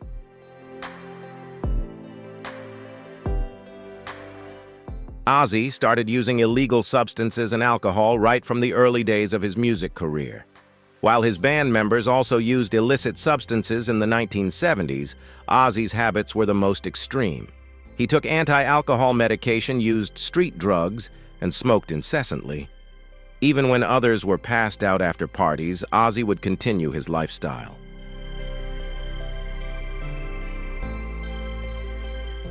After being fired from Black Sabbath in 1979, Ozzy's substance abuse worsened. He holed himself up in a hotel room for 3 months, constantly drinking, smoking, and using illicit drugs. Ozzy confessed that he had been using hallucinogens for a long time and was under the influence of drugs and alcohol every single day. These issues significantly impacted Ozzy's life and career.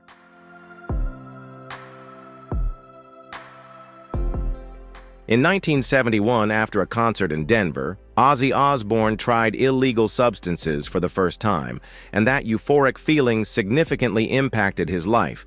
He enjoyed the dreamy, surreal sensation the drugs provided, and from then on, substance use quickly became a part of his life. However, it also caused numerous problems in his solo career. His band members grew frustrated with Ozzy's unpredictable behavior, including canceling shows, refusing to perform, or singing poorly due to his addiction.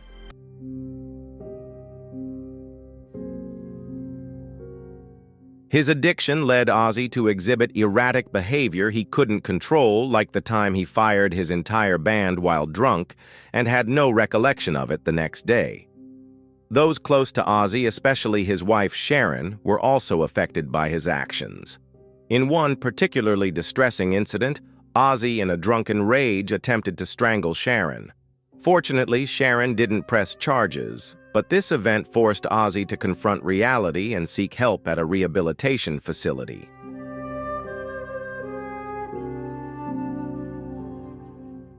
This wasn't the only time Ozzy's behavior crossed the line. He was arrested multiple times, including for urinating on a historic monument while wearing his wife's clothes. On another occasion, Ozzy was so intoxicated he climbed onto a table, undressed, and urinated into a music executive's drink. These disruptive behaviors, and a life filled with uncontrollable incidents, heavily impacted Ozzy's career and public image.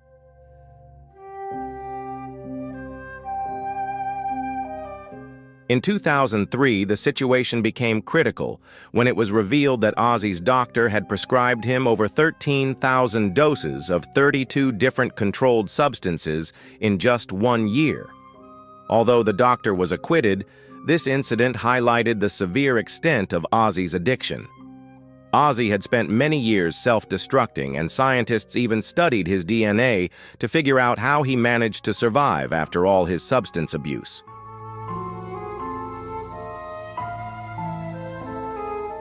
Many people can't believe that someone who has treated their body so poorly is still alive. Some attribute it to Ozzy's extraordinary resilience, while others consider it a miracle. Throughout the years, Ozzy has made multiple attempts to overcome his drug and alcohol addiction. He managed to remain sober for extended periods, particularly in the late 2000s. However, the path to sobriety was far from easy.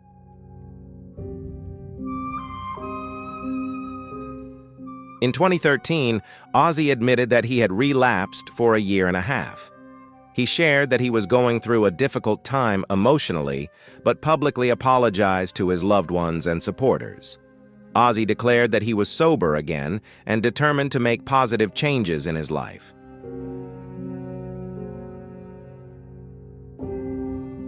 This moment revealed a more vulnerable side of Ozzy Osbourne, a man genuinely seeking change after years of negative behavior.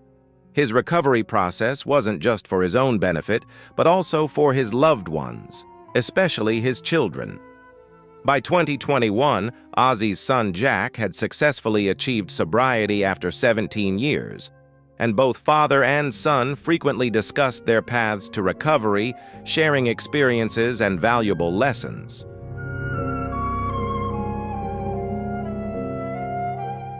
At that time, Ozzy revealed that he had been sober for about 7 years, and he genuinely seemed pleased with this achievement.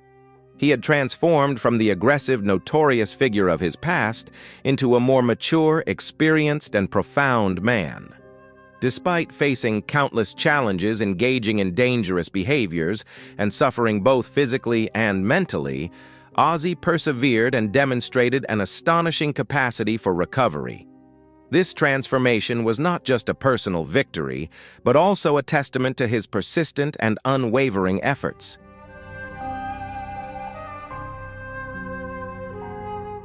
Ozzy's life was filled with dark moments, but the important thing is that he never gave up. Although he made mistakes and hurt both himself and others, Ozzy always moved forward, learning from his failures and continuing to strive to overcome his shortcomings.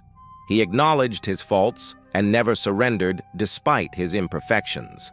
This proves that nothing is impossible if one perseveres and has clear goals.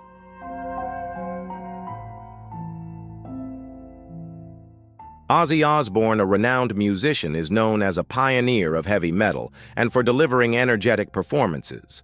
However, behind that success lie personal struggles that not everyone is aware of. He battled drug addiction, alcoholism, and prescription drug abuse, hitting rock bottom multiple times. Despite facing countless setbacks, Ozzy always found a way to rise again and keep moving forward.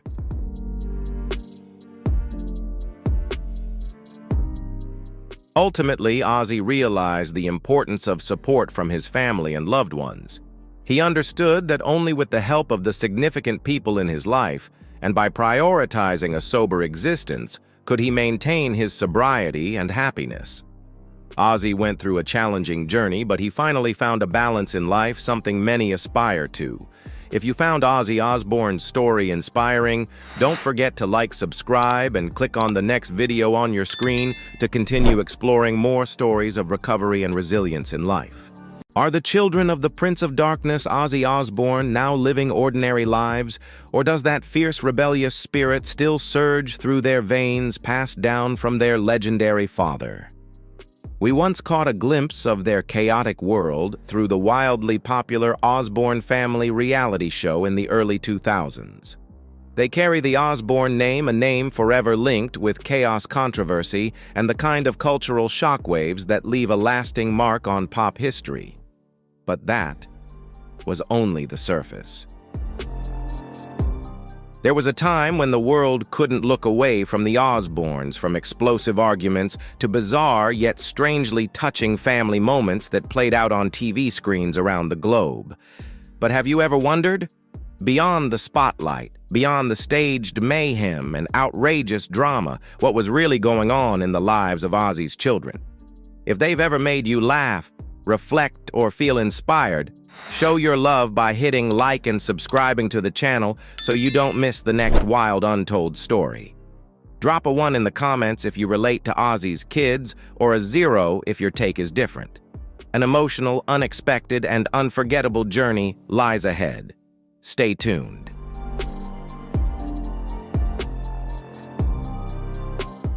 Elliot Kingsley, born in 1966, is the son of Thelma Riley from a previous relationship.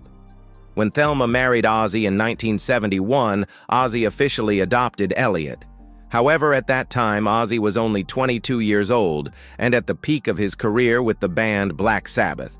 As a newly famous figure, he was completely unprepared for the role of a father, and in fact, during that period, Ozzy was still deeply entangled in his personal struggles. He admitted that he was a selfish young man, addicted to alcohol and drugs with no concept of being a husband or father. Because of this, while Ozzy was becoming a global rock icon, Elliot grew up in a chaotic environment, lacking his father's care, and without the media attention given to his half-siblings.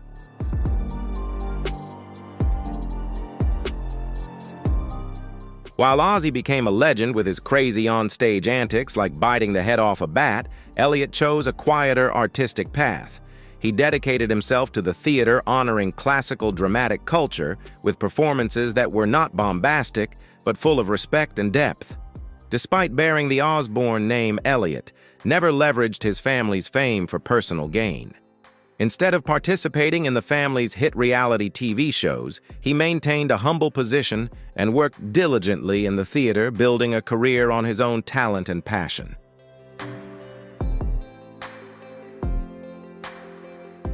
Even when Ozzy passed away in 2025, Elliot's name was absent from the press release, a clear omission, but also a sign of the absolute respect for his desire for privacy. Although a member of the Osborne family, Elliot always maintained his stance of living away from the limelight. To this day, Elliot Kingsley remains an enchanting mystery to the public.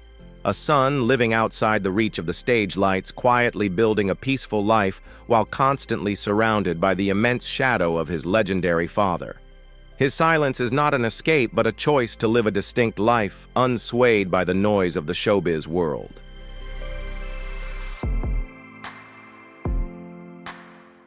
Jessica Starshine Osborne, born on January 20th, 1972, is the eldest daughter of Ozzy and Thelma Riley. However, the joy of Jessica's birth was short-lived, as just 6 months later, Ozzy had to leave England for the United States to record a new album with Black Sabbath. Ozzy's departure marked years of a father's absence in Jessica's life. As just a child, she had to face this distance, as her famous father could not be there to care for her during crucial moments. Jessica's childhood years lacked Ozzy's presence as he was constantly on tour and immersed in the life of a rising rock star.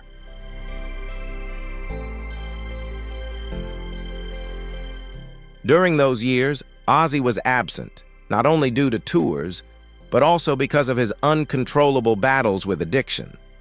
This meant Ozzy was almost entirely absent from the precious moments of Jessica's life, causing her to grow up with a sense of emotional deprivation from her father. Despite being part of a famous family, Jessica never experienced the warm father-daughter bond she deserved, but instead faced loneliness and a childhood marked by her father's absence.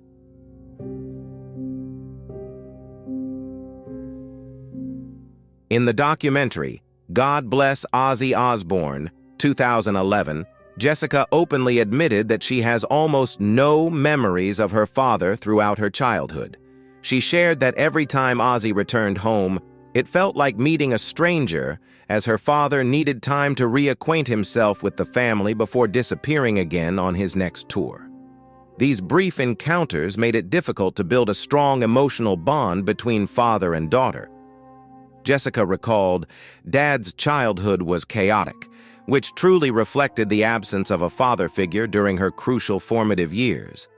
Her normal life never lasted long before everything got swept back into the noisy world of rock and roll, leaving her constantly feeling the void of Ozzy's presence."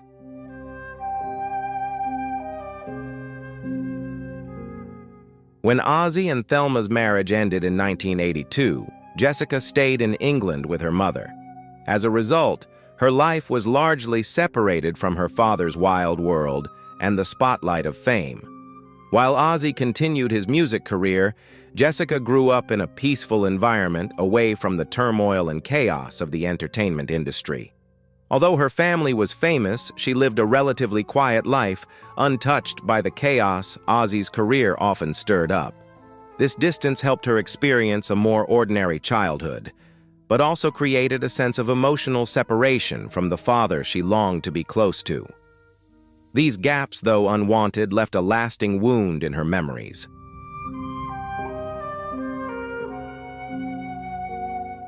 When Jessica was about 10 years old, her father Ozzy remarried Sharon and moved to Los Angeles to start a new family.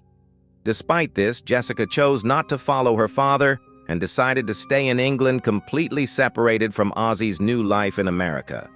This decision marked a major turning point in her life.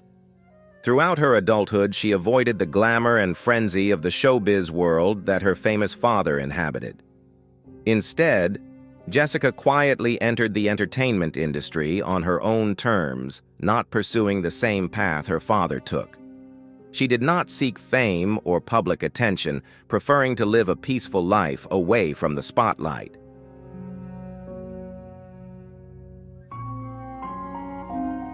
So which path did Jessica choose? The answer is that she inherited the family's creative bloodline, but in her own very unique way, unlike anyone else. Jessica decided to pursue a career in the arts, but she didn't stop at standing out on stage like her father. Instead, she chose the path of a stage actress and a behind-the-scenes specialist, particularly in the fields of costuming, makeup, and television production. With a true passion for the arts, Jessica gradually built a career in an environment that was less tumultuous and high-profile, yet still full of creativity and professionalism.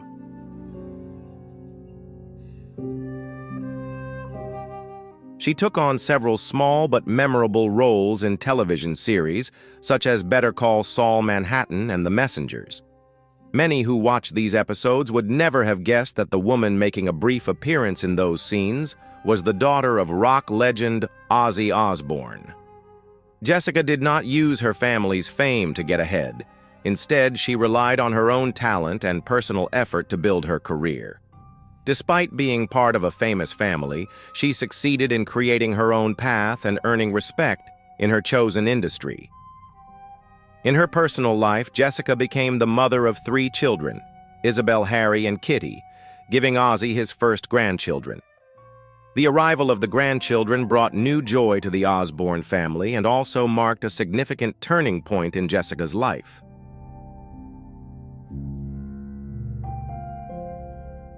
When Isabel, Jessica's firstborn daughter, was born in 2002, this moving moment was captured in an episode of the Osborne family's reality TV show. It was a special occasion that marked Ozzy's transformation from an absent father into a joyous grandfather. Although Ozzy had not been a consistent presence in his children's lives before becoming a grandfather, allowed him to fully enjoy the happiness of the role. This not only brought joy to Ozzy, but also signified a change, as the Osborne family began to enter a new chapter, filled with love and connection.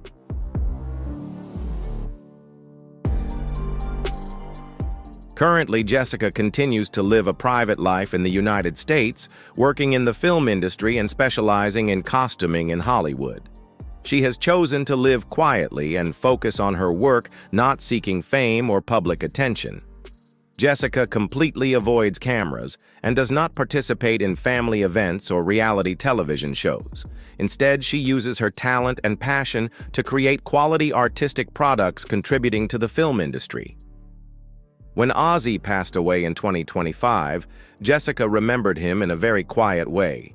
She shared a black and white photo on her Instagram story accompanied by Ozzy's song "Crazy Train," a simple yet loving and respectful tribute. There were no long speeches or public displays of emotion, only her characteristic silence and a clear message of love and respect for her father.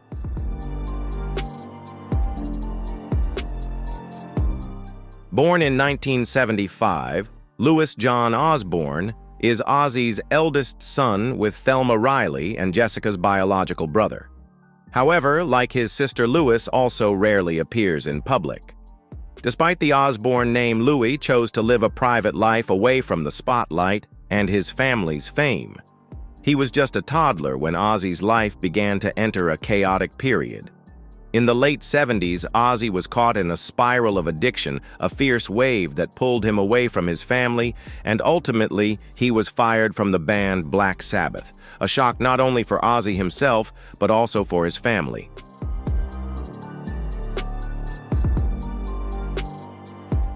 The relationship between Louis and his father during that time could be described as quite distant, largely because Ozzy was struggling with his addiction and personal issues. Louie, like many of the Osborne children, had to grow up with his father's absence, especially during Ozzy's turbulent period. This made Louie's childhood different from that of other children surrounded by familial love. Instead of receiving his father's attention, Louie had to find ways to overcome life's difficulties, largely in seclusion from the showbiz world that Ozzy had built.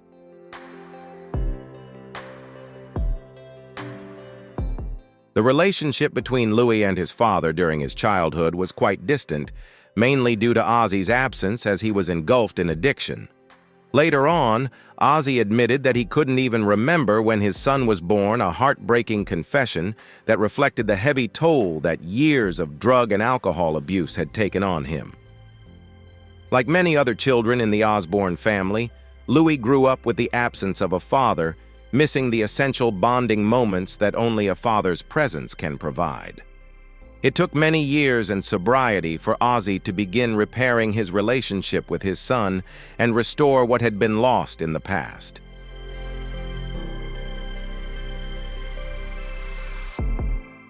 Louis was raised in England with his mother after his parents' divorce. He had a peaceful childhood, completely separated from the fame and noise of the showbiz world that his father lived in. Despite the lack of Ozzy's presence in his early years, Louis found joy and tranquility within his family and life in England. However, as he grew older, he could not escape the influence of music. But rather than following in his father's footsteps with heavy rock music, Louis was drawn to the energetic electronic music scene in British clubs, forging his own musical path with sounds that were entirely different from what his father had created.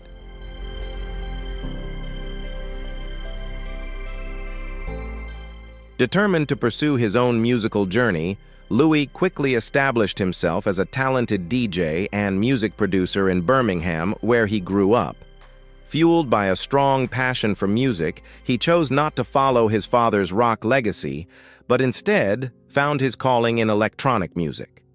In 2009, he founded his own record label, Miha Recordings, focusing on releasing electronic music, especially energetic genres within the underground community. What sets Louie apart is his refusal to rely on Ozzy's fame to build his career. He is committed to creating his own unique style and image within the music industry.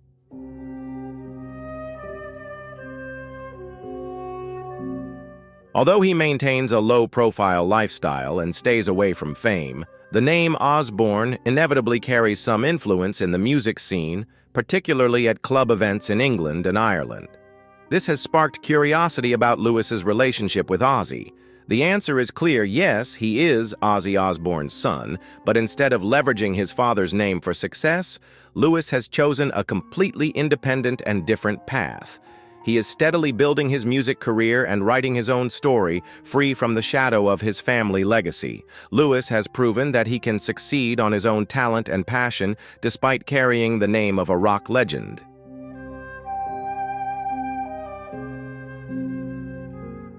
Regarding his personal life, Louie met his wife, Irish actress Louise Lennon, in 2002 at a ceremony honoring Ozzy on the Hollywood Walk of Fame.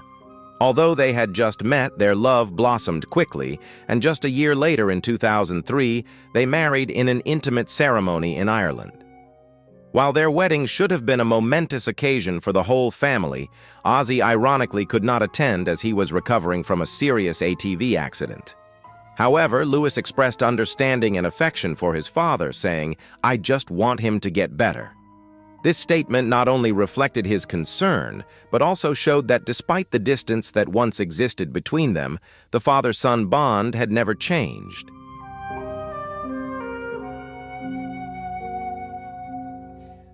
Currently, Louie and Louise live in Birmingham with their 2 young children, creating a peaceful family life, far from the noise of the entertainment industry and showbiz. They both value their privacy and have built a warm home for their children. Although Louie grew up in the shadow of a rock legend, he chose to live a simple life, not getting caught up in the glamour or public attention. The fact that Louie and Louise maintain a private and happy family life, along with caring for their children, is a testament to his growth over the years and shows that no matter how challenging life is, love and family are always a steadfast anchor.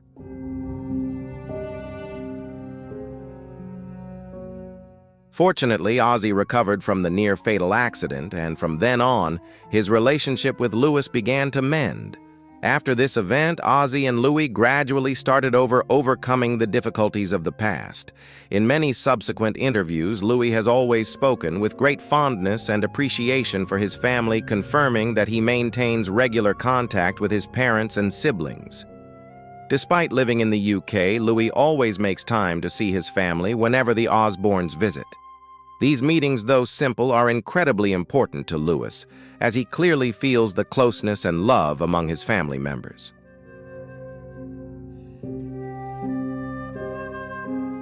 Louis shared that on Sunday afternoons, Ozzy would often drop by his house for a friendly chat, enjoying the simple moments of family life. When his father was in England, Louis never missed the chance to take his children to visit their grandfather. With the perspective of a grown son, Louis proudly remarked, "Dad is a brilliant granddad." These words not only show their closeness, but also serve as proof of the transformation in their father-son relationship from years of distance and tension to moments of loving connection within the family.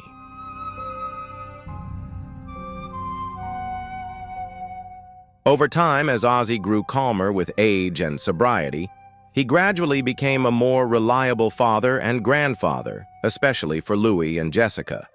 The once fractured relationship between Ozzy and his children, strained through difficult years, began to heal. This transformation not only brought Ozzy closer to his children, but also made family moments more complete and meaningful. Louie and Ozzy, who had once been distant, were now able to rebuild the bonds of love that had been forgotten in the past. Their relationship was repaired and matured, creating a warm and connected family image.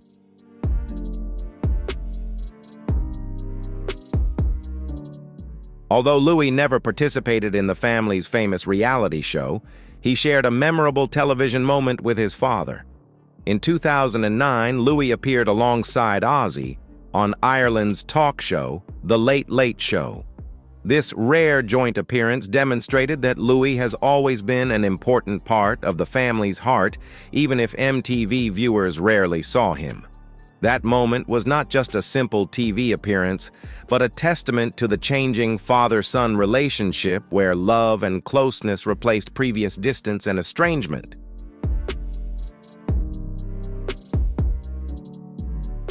In July 2025, Louie flew to Los Angeles to attend Ozzy's final farewell performance with Black Sabbath, a legendary concert held just weeks before Ozzy passed away.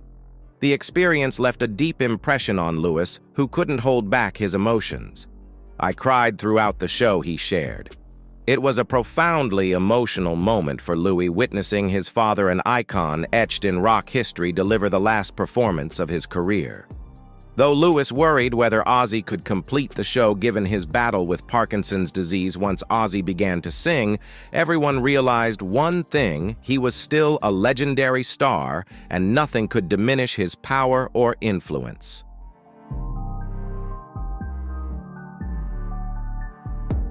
Louis recalled that despite his concerns about his father's health, when Ozzy started singing, both he and the audience knew this was the perfect farewell he deserved.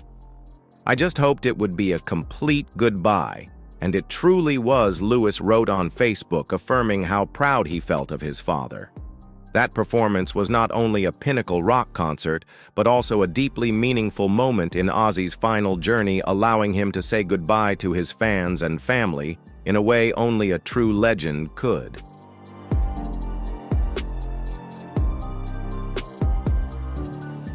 The once-lost son now stood in the crowd, cheering for his father one last time. It was an emotional moment, closing a complex journey of fatherhood. A farewell, a tribute. Although Louie had endured a turbulent childhood lacking Ozzy's presence, he eventually found a way to heal their damaged father-son relationship. Ozzy's final performance with Black Sabbath was not just a grand farewell to music, but also a moment that marked a shift in Louis's feelings for his father, from distance to mutual understanding and respect.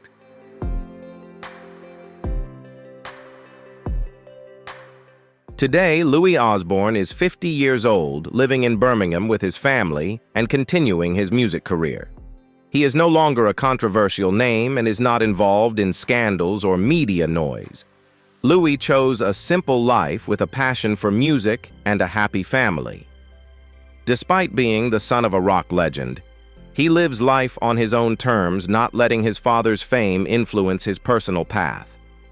As a middle-aged man, Louie continues to establish himself in the music field and is a dedicated father, always maintaining humility and love for his family.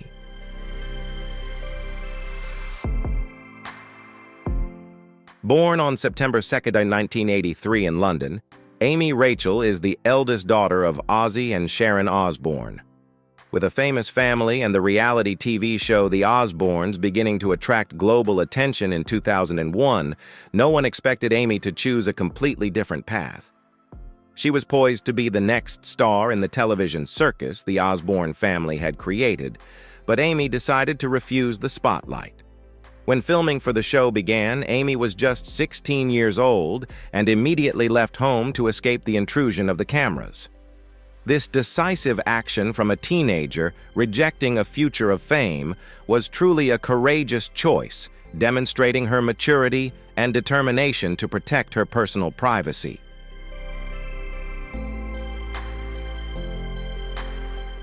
Amy not only rejected fame, but also maintained a life completely separate from the noise of the media and her family.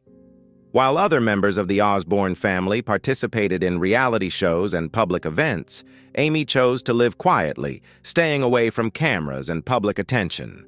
This decision by Amy, though surprising, reflected a strong independent attitude and a desire to live a peaceful life, not defined by her family's fame.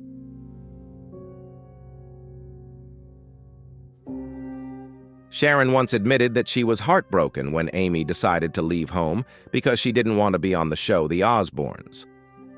As a mother, Sharon felt disappointed and pained that she couldn't persuade her daughter to change her mind. However, Amy remained steadfast in her position, for her privacy and a normal life were more important than any fame that might come from being on the show. Amy chose a path unlike anyone else in her family. She decided to protect her personal space and freedom, even if it meant she wouldn't live in the limelight of the Osborne family.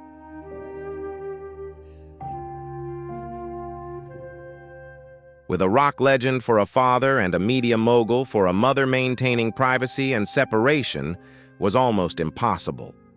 But Amy did what few could. She lived a separate life, refusing to be drawn into the vortex of fame. Later, looking back, Amy shared that if she had stayed and participated in the show, she would have easily become a target for public attacks and criticism. This was the main reason Amy was determined to reject fame to preserve peace and privacy in her life.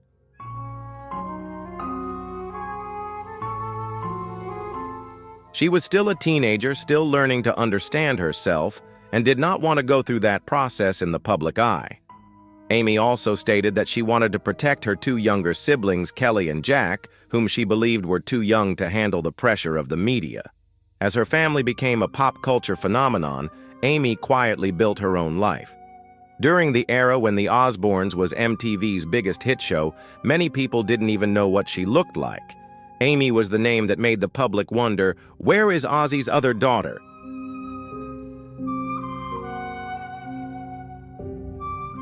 True to her independent nature, Amy chose her own artistic path, not allowing herself to be overshadowed by her family's massive legacy. In 2003, she tried her hand at acting in MTV's modern adaptation of Wuthering Heights, where she played the role of Raquel. Although the role was short-lived, it was an experimental step in her career, affirming that Amy was not just the daughter of a rock legend, but also had the ability to be independent and explore different artistic fields. However, Amy quickly realized that music was where she truly belonged, the space where she could express her personality and passion freely and powerfully. Therefore, despite dabbling in acting, she decided to return to music where she felt she could shine the brightest.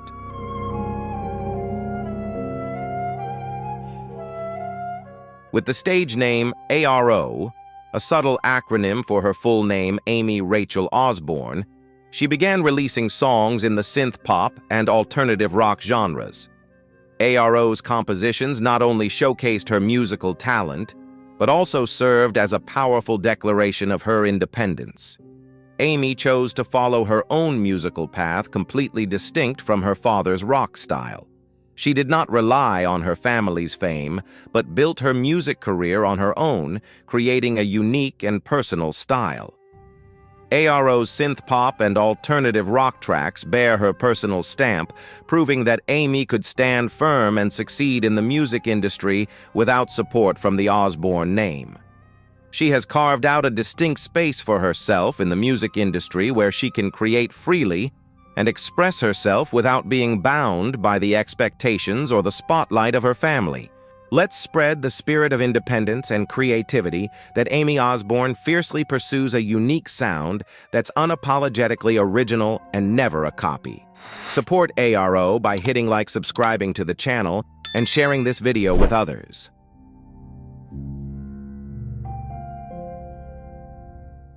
In 2015, ARRO released her debut single, Raining Gold, a melancholic and profound track that expressed a part of Amy's inner thoughts. She shared that the song was inspired by the feelings of being misunderstood and isolated that she experienced growing up in the immense shadow of a rock legend. I wanted the song to evoke that feeling of being kind of lost and being mislabeled and then deciding to take control back, Amy said. The deep and meaningful lyrics of Raining Gold not only reflect an internal struggle, but are also Amy's way of asserting herself, not limited by her family's name. Despite being an Osborne, Amy's music is completely different from her famous father's. There are no screaming guitars or heavy rock melodies. Instead, there is a somber, dark atmosphere, reminiscent of bands like Florence Plus the Machine or Depeche Mode.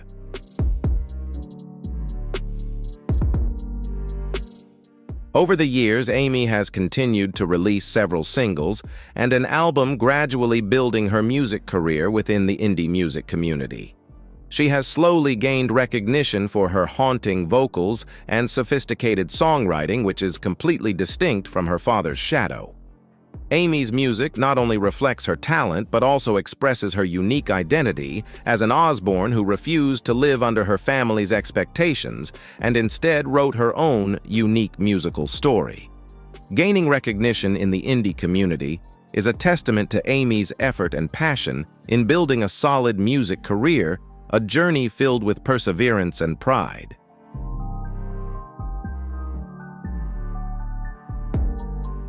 Amy's personal life was shaken in May 2022 by a terrifying event. While working at a recording studio in Hollywood, a massive fire suddenly broke out, engulfing the building in flames. In the midst of danger, Amy and her producer were lucky to escape death thanks to the help of another musician who guided them through the thick smoke. However, heartbreakingly, another person inside the building did not survive. This traumatic and unexpected incident thrust Amy's name into the headlines not for her musical achievements, but because of this tragic accident. The event served as a stark reminder that within the Osborne family, beyond the famous names, there is a quietly living daughter full of talent and resilience.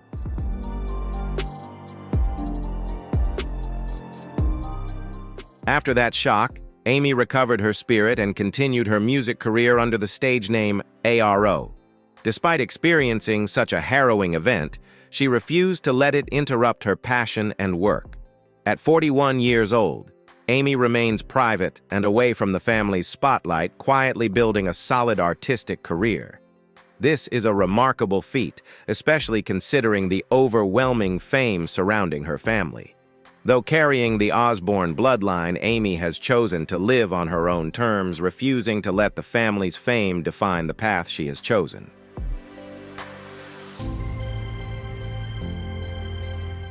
Born on October 27, 1984 in London, Kelly Osbourne is the second daughter of Ozzy and Sharon, and undoubtedly the most famous child in the Osborne family.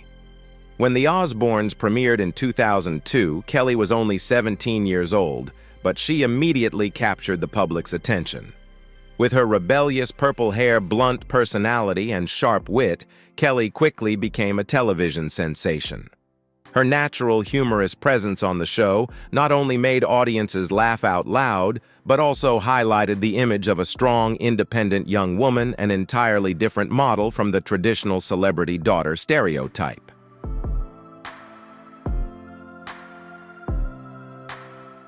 Kelly never hesitated to express herself honestly, unapologetically, showing her strong-willed and rebellious nature. These qualities helped her become a beloved star, closely associated with the image of a rebellious teenager, and an indispensable part of the hit reality show, The Osbournes. Although she is the daughter of a rock legend, Kelly stepped into the spotlight on her own terms, making waves not only in the entertainment world, but also in the hearts of fans everywhere. Kelly Osbourne's cheeky humor eye rolls at her parents, and her effortlessly cool rock kid vibe quickly made her a favorite face of the early 2000s generation. She perfectly embodied the rebellious teenager stereotype, proudly carrying the label of the daughter of the Prince of Darkness.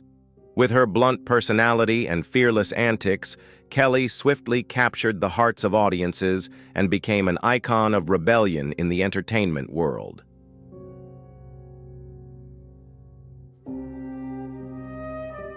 However, beneath that tough exterior lay a deeply personal and often turbulent journey few truly witnessed.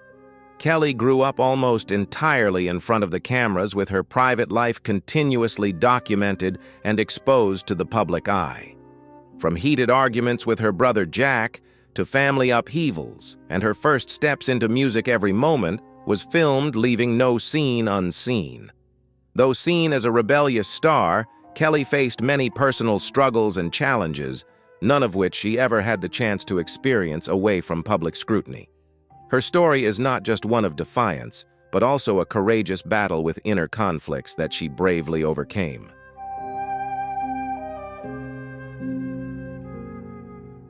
In 2002, at the peak of the Osbournes' global phenomenon, Kelly released her debut album, Shut Up, featuring a pop-punk style. Her cover of Madonna's Papa Don't Preach landed her on the music charts and even gave her the chance to perform at the MTV Movie Awards, marking a notable highlight in her music career. Building on her early success, she released a second album in 2005.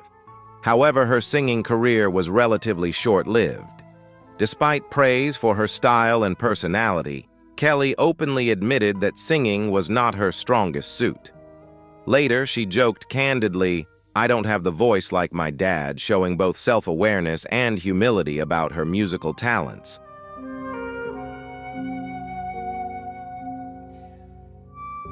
Although Kelly's music career didn't last long, she still created memorable musical moments, especially her 2003 duet, Changes with Ozzy.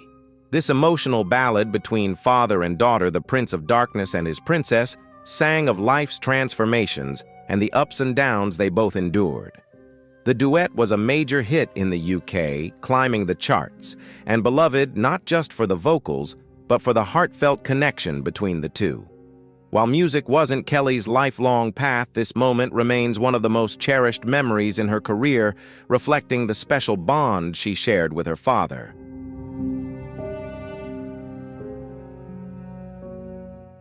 In the late 2000s, Kelly Osbourne found her true calling, not in music, but in television and fashion.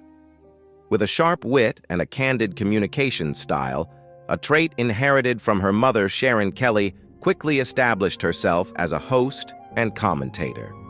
Her confidence and strong personality attracted attention and helped her build a solid position in the entertainment industry.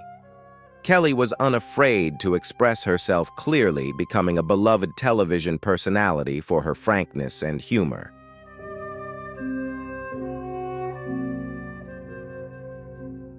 The most notable highlight of Kelly's television career was her role on the show Fashion Police from 2010 to 2015, where she candidly critiqued celebrity fashion. With her sharp and sometimes sarcastic commentary, Kelly not only made a mark in the fashion world, but also became a new pop culture icon. The combination of her fashion knowledge and television talent helped her maintain her prominence and attract a large fan base, creating a different Kelly Osbourne, no longer the rebellious daughter from the Osborne family, but a respected host with a distinctive style.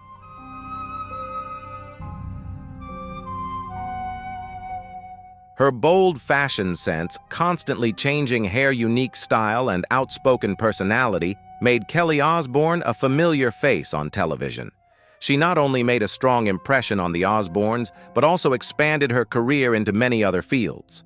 Kelly skillfully transformed the fame from the hit reality show into a diverse career spanning music, television, and fashion. She continuously appeared as a judge and MC on major shows like Project Runway Jr., Australia's Got Talent, and The View, making her mark with a sharp tongue and engaging hosting style. Kelly's versatility and talent helped her maintain her position in the entertainment industry while asserting her influence beyond her rebellious teenage years.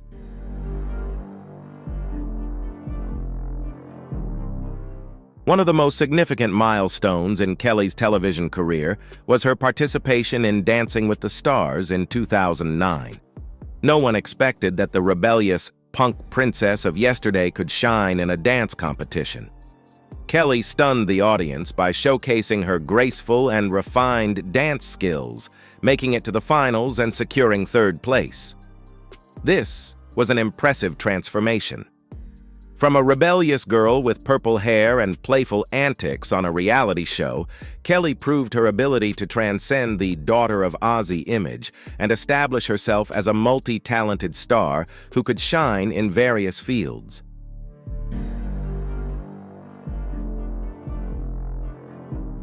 That success not only changed the public image of Kelly, but also affirmed her versatility and ambitious spirit.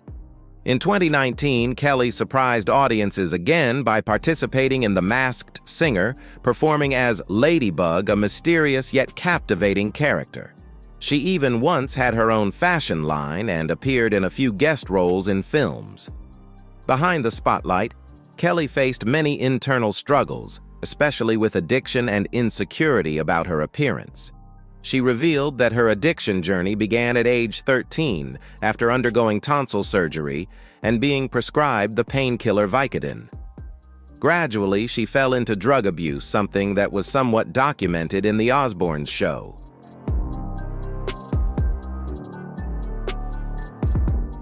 At 19, she first entered rehab. Over many years, Kelly persevered in fighting this illness and openly shared about her relapse in 2021 after 4 years of sobriety. "Addiction is something I always have to fight," she said candidly. Another battle Kelly faced was the harsh criticism from the public regarding her appearance and weight. Growing up in front of the camera, she was often the target of cruel comments, but she overcame it. Kelly lost more than 38 kilograms through lifestyle changes and gastric surgery, and she has been vocal in fighting against body-shaming culture.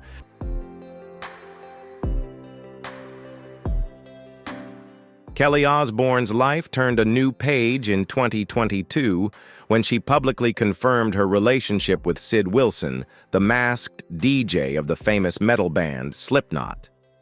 Their relationship was not a surprise event, but the result of over 2 decades of friendship and building a close bond. Kelly and Sid first met when Kelly was just a teenager during the Ozzfest tour in the late 90s, when both were quite young and no one expected they would become so closely connected. This friendship developed over time, and finally, after 23 years, their love blossomed, surprising and impressing fans alike.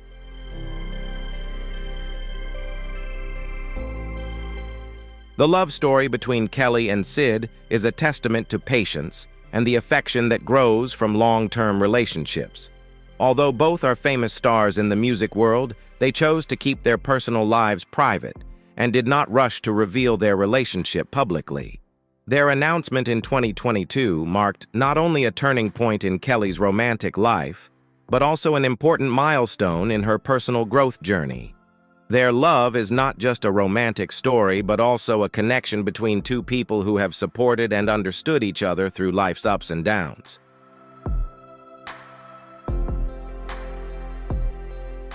In 2022, Kelly Osbourne announced she was expecting her first child, a baby boy named Sydney, after her father Ozzy. However, the announcement did not go as planned when Ozzy accidentally revealed the baby's gender before Kelly had the chance to share the news. Although slightly annoyed that her father accidentally spoiled the surprise, Kelly took the situation with her usual humor. Even Sharon, her mother, couldn't avoid accidentally revealing the pregnancy news, causing Kelly to gently tease her mom for ruining the dramatic reveal she had prepared. Still, these humorous moments only made the family warmer and closer.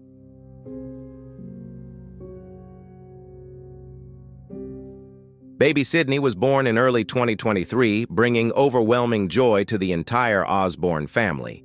Kelly, with the pride and happiness of a mother, welcomed her son as a wonderful gift. And then, as if destined, in July 2025, during Ozzy's final concert with Black Sabbath, something magical happened. Sid Wilson, Kelly's longtime boyfriend, proposed to her right on stage in front of Ozzy and thousands of fans. It was a deeply emotional and meaningful moment as Sid and Kelly officially entered a new chapter of their lives, witnessed by family and fans.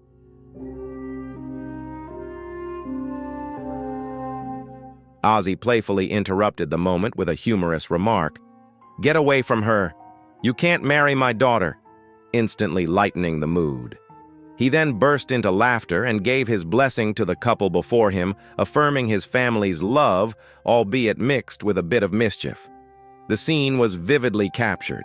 Kelly covering her face in embarrassment, Sid kneeling to propose, and the entire stage erupting in cheers and non-stop applause. Those moments seemed to mark a turning point in their lives where love and joy were expressed fully and genuinely.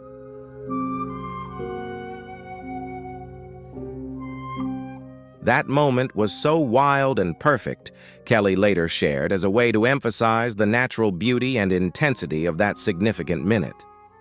The rebellious girl of yesterday, with her strong and passionate personality, had now become a happy mother and a resilient woman. Her heart never stopped fighting, never stopped loving, and never stopped maturing through life's challenges.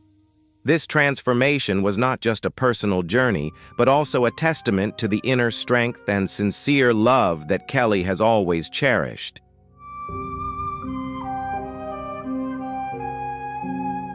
Not only does she frequently appear on red carpets and in prestigious fashion magazines, but Kelly is also very active in sharing stories about mental health, body positivity, and her journey of overcoming past stumbles. Indeed, she has faced numerous difficulties and scandals, from noisy public disputes to arduous battles with addiction. However, instead of surrendering, Kelly faced it all head-on, turning those challenges into motivation to grow and develop herself. It is thanks to this resilience that she has proven the value of a woman who never stops striving and rising in life.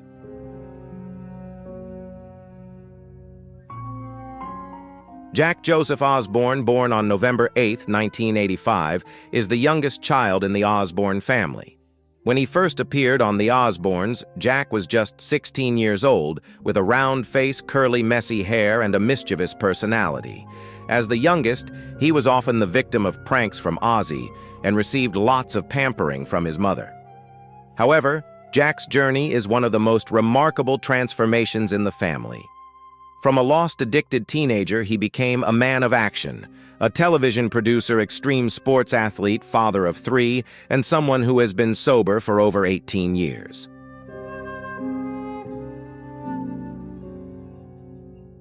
Jack's childhood was split between two countries, the UK and the US, creating a challenging journey marked by profound cultural shifts.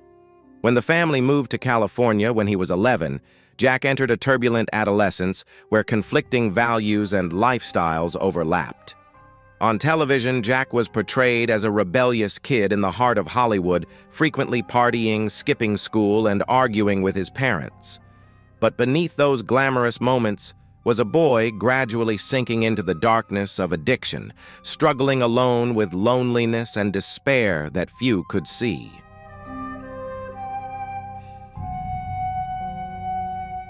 At 17, Jack's life took a harsh turn when he was sent to rehab for addiction to the painkiller oxycodone and other stimulants. This event was widely publicized, shocking and saddening audiences across America who witnessed the image of a humorous, happy boy fighting his inner demons. Jack openly shared, "I didn't want substances to control my life." With this determination, he began a serious recovery journey, gradually reclaiming his life and hope for a brighter future.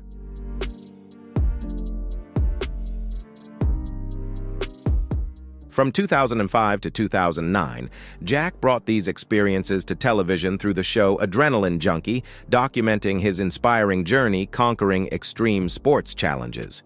Alongside his career as an extreme athlete, Jack expanded into producing reality TV shows and paranormal-themed programs, a field he has a special passion for. One significant milestone in Jack's production career was the 2012 documentary God Bless Ozzy Osbourne, a heartfelt tribute to his rebellious but loving father. Through this, he not only expressed respect for his family, but also affirmed his own maturity and strength on his artistic path.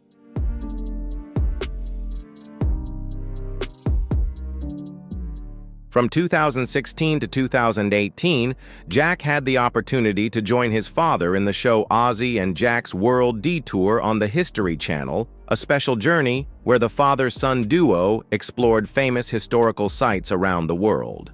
From the mystery of Stonehenge to the thrilling stories of Roswell, the program not only provided audiences with interesting historical perspectives, but was also a rare chance for fans to witness the deep bond between two generations of the Osborne family. Through each trip, Jack and Ozzy not only shared experiences but also revealed their sincere family affection and mutual understanding, creating a warm and intimate image rarely seen from a famous family.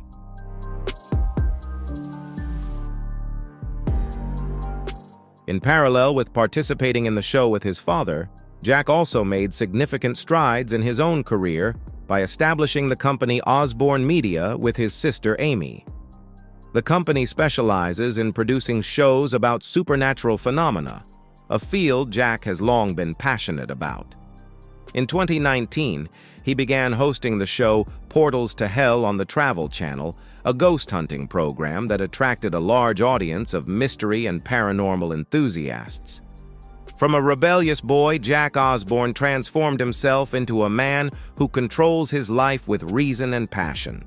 His story is a vivid testament that even if you are born into chaos, you can completely overcome it and build a fulfilling life, not letting the past define you.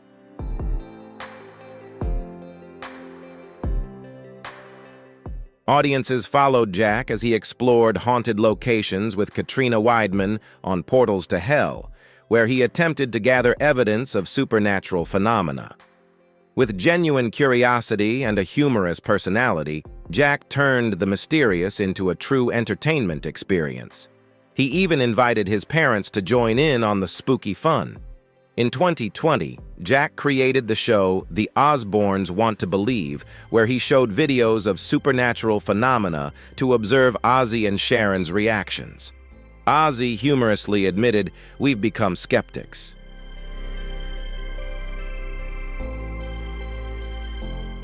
Some videos made the father and son burst out laughing at their sheer absurdity, but there were also moments that left them completely bewildered and unable to explain what they saw. The sight of the Prince of Darkness, Ozzy Osbourne, watching ghost videos with his son was top-tier wholesome content that melted fans' hearts. Although Jack was very busy and dedicated to his television career, he still made time to build and nurture his own small family.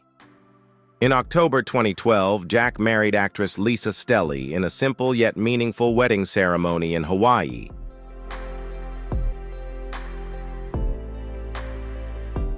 However, life is not always smooth. Just 3 weeks after their first daughter was born, Jack received shocking news he had multiple sclerosis, MS, a complex autoimmune disease that affects the central nervous system, causing many difficulties in daily life and health. This news not only changed Jack's life, but also presented new challenges, forcing him to face the illness with willpower and resilience. However, with a strong spirit and support from his family, Jack continued on his path, not letting the disease hinder his dreams and love for life.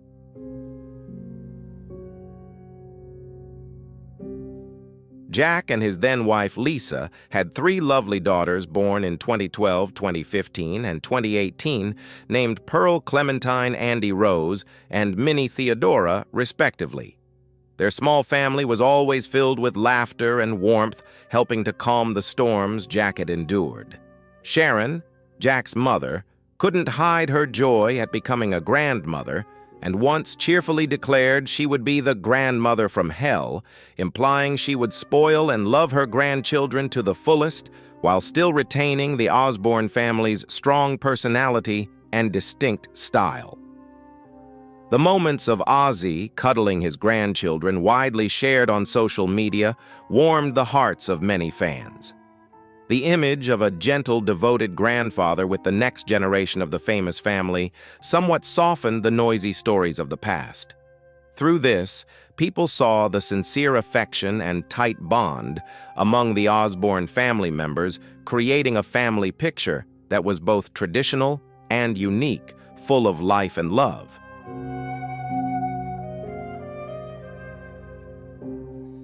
As of 2025, Ozzy Osbourne has become a grandfather to a total of 10 grandchildren. A truly unbelievable fact when looking back at the turbulent journey of the man once known as the Prince of Darkness.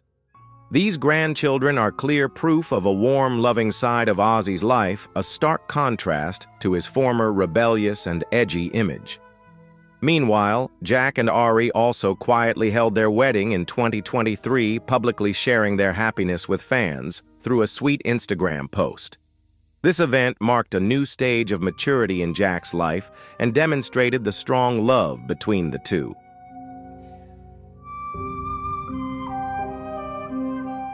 Though he still retains the mischievous spirit of the Osborne family, you can still catch him cracking jokes on a podcast or laughing out loud during a ghost hunt. Jack now carries with him a very different kind of calm.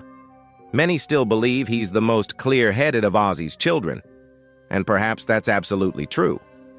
And so we say goodbye, not just to a rock legend, but to a soul that once screamed through pain, lived life without compromise, and gave everything to those who had ever felt lost.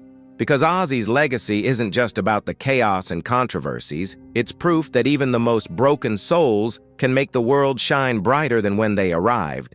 If Ozzy's music ever touched your heart, don't forget to leave a comment with the number 1 or 0 if you feel differently. Let's preserve and pass on this precious legacy to future generations. Don't forget to like and subscribe so you won't miss out on more powerful. Shock rock legend Alice Cooper at 77 has just broken his silence with a heartbreaking tribute to his lifelong friend Ozzy Osbourne following the Prince of Darkness' tragic passing.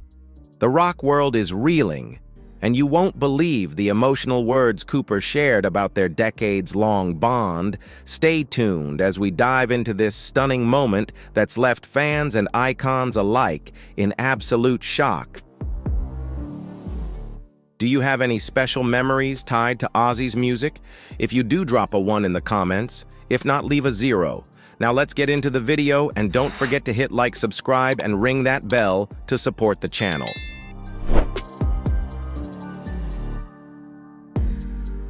No words can truly capture the weight of that moment. After nearly half a century breathing in rhythm with rock and roll, he had to whisper to himself, "This will be the last song." That solitary thought felt like a dagger plunged deep into his heart. It didn't just drain him physically, it burned away the final sparks of his soul.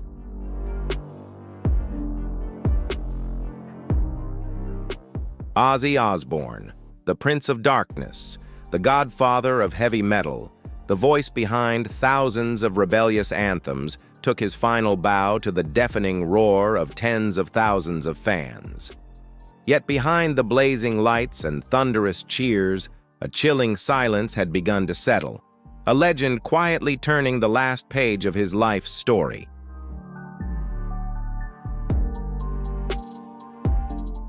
While many artists still chase the spotlight, Ozzy chose to step away in silence. Alice Cooper, his friend, his longtime comrade, was just steps from the stage when the news hit like a thunderbolt. Ozzy's not well.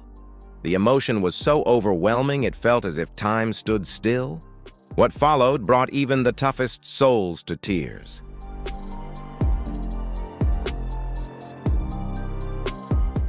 It was the final heartbeat of a legend echoing through every chest, trembling with emotion. In the vast silence, a single scream pierced the air, a final farewell, and then everything fell still. That night, Villa Park was no longer just a stadium. It became something sacred, a place where music, memories, and goodbye became one.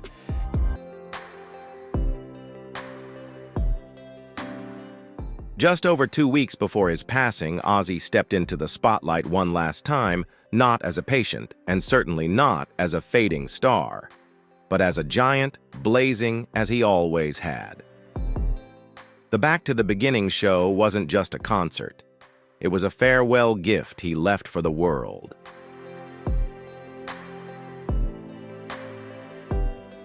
"40,000 people packed the stadium that day. Some came from the other side of the world, hands trembling, as they clutched vinyl records with his lyrics still etched into their skin, as tattoos their eyes filled with deep reverence. The atmosphere was electric, yet somber, because everyone knew this could be the last time.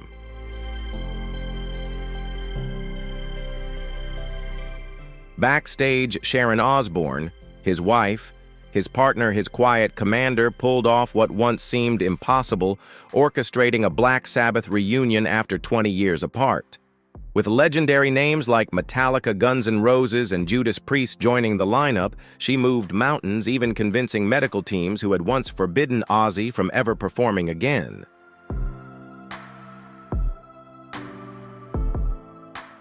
But love has never followed logic. Sharon knew that concert wasn't just a performance. It was his soul on display, Ozzy's way of closing his life story on his own terms, raw, fierce, and without regret. This wasn't an ordinary tour. It was the final chapter of a legend, a piece of legacy left behind for generations to come.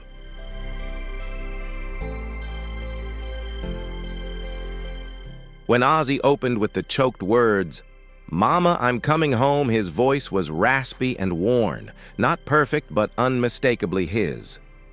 The crowd erupted with emotion. They cried, they sang along, they trembled. A piercing ache swept through the air like an invisible wave washing away all reason.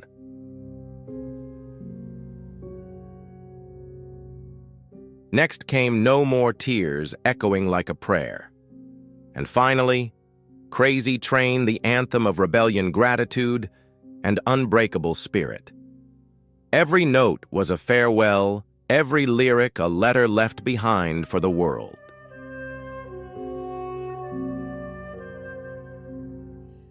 As fireworks lit up the sky, Ozzy said nothing. No grand farewell, no long-winded thank you. Just a look, a single tear, and a nod, a silent tribute to those who had walked beside him for the past half-century.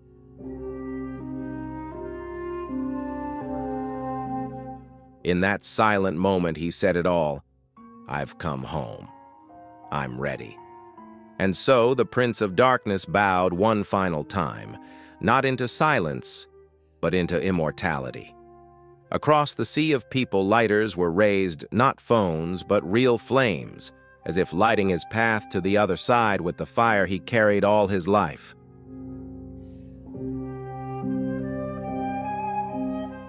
In those precious few minutes, there was only silence. A sacred silence, as if the entire universe paused to bid farewell to one of the most thunderous voices of our time. Ozzy's final wish had come true. He didn't fade away. He left with a roar, with thunder, with everything he had ever brought to music.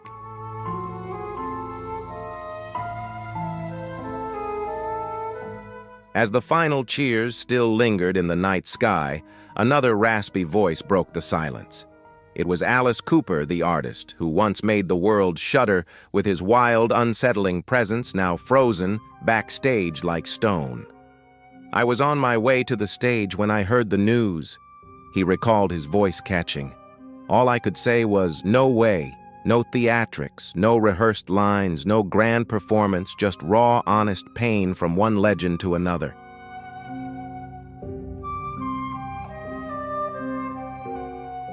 That night, Alice stood under the lights as if carrying the last piece of Ozzy in his heart. He didn't run from the pain, he turned it into strength. When his set ended, he didn't retreat from the stage. Instead, he stood tall, raised his hand, and spoke to the tearful crowd. Everyone join me in wishing Ozzy a good night.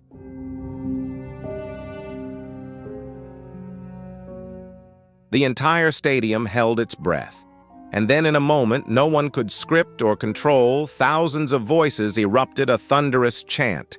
Ozzy, Ozzy, no rehearsal, no cue, just the primal reflex of grief, searching for release. A cry from the collective heart for a man who lived and died with music in his soul.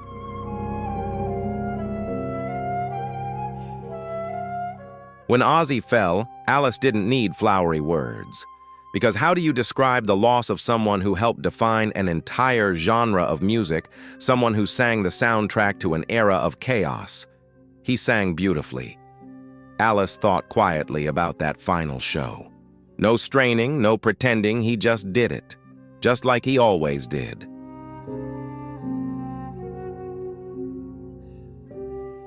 Even though he knew this day would come, Alice was still shaken. Because Ozzy's spirit had always been too powerful, too fierce, it felt impossible to imagine it ever being caged by death. It wasn't just sad news. It was a shock that shook the very foundations of rock music.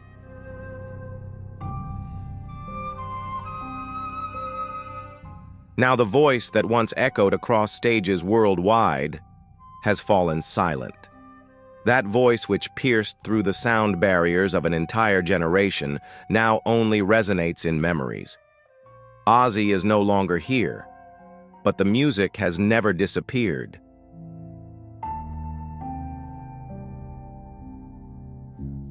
Ozzy was brought onto the stage, seated on a black steel throne, a perfect symbol of both power and fragility. Though his body had been worn down by time, his spirit stood tall, just as it did in the beginning. As the lights dimmed, the crowd held its breath. In that moment, the entire world seemed to stand still.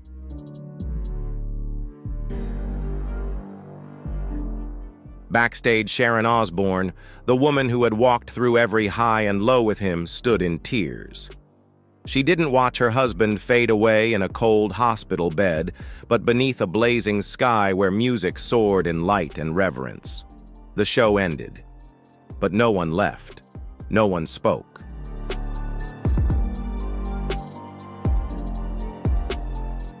For decades, these two men walked together through the shadows of rock and roll, not as buddies who texted every night, Not the kind of friends who'd call to ask, "Hey, is Ozzy up yet?"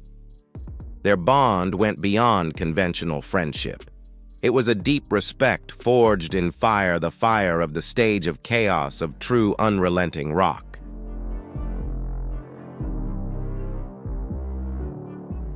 Alice knew Sharon. He'd met Jack. He'd stood beside Ozzy in Brazil at massive festivals. They once shared the mic on Hey Stupid. They didn't vacation together, didn't trade every detail of their personal lives. But every time they stood side by side, there was always that knowing look, we survived.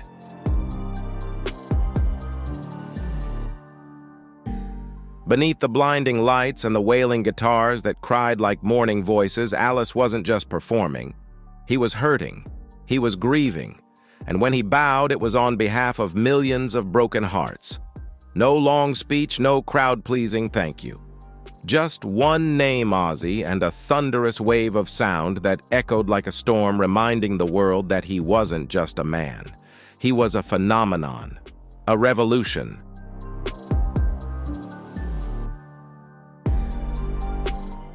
And as the final chant of Ozzy echoed into the night, Alice stood still. He said nothing more, because in that silence, in his trembling voice and grief-stricken eyes, everything had already been said. We didn't just lose a friend. We lost a piece of our own soul.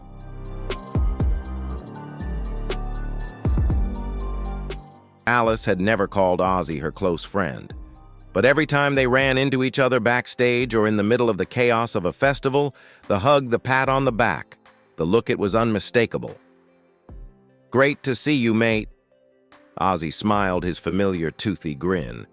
And Alice nodded an unspoken affirmation, "We're still here, still breathing, still ourselves."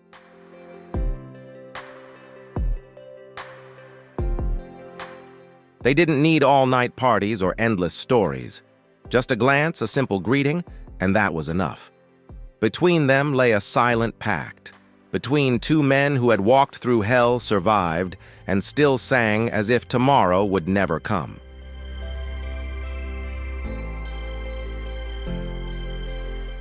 In 1991, Hey Stupid, the title track from the album of the same name, marked one of the most memorable collaborations between Ozzy and Alice. Two distinctive voices, one raspy and sharp like molten metal, the other fierce like a punch to the face, blended together, creating music that was not just entertainment. It was the roar of those who had faced addiction, pain, a ruthless industry, and their own personal demons.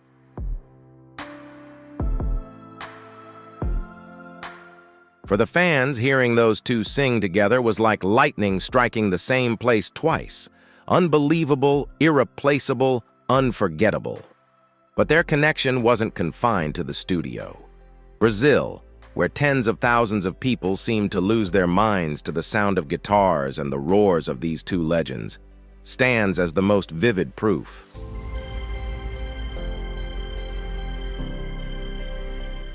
They didn't live the same life, but they lived through the same battlefield. They once shared drummers, bass players, and guitarists, as if swapping baseball cards. That's rock and roll, a chaotic art form where any connection is possible and nothing is forever, except the music.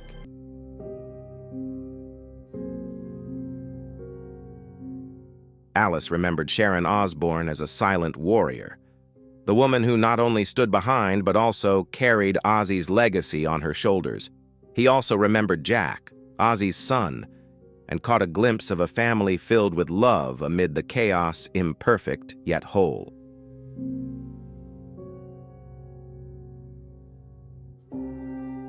Amid the laughter and the stories, now there's only a deafening silence. The kind of silence no sound can fill. Alice admits, though, they weren't close in the usual sense. This loss hit like a punch to the chest. No time to brace, no time to breathe.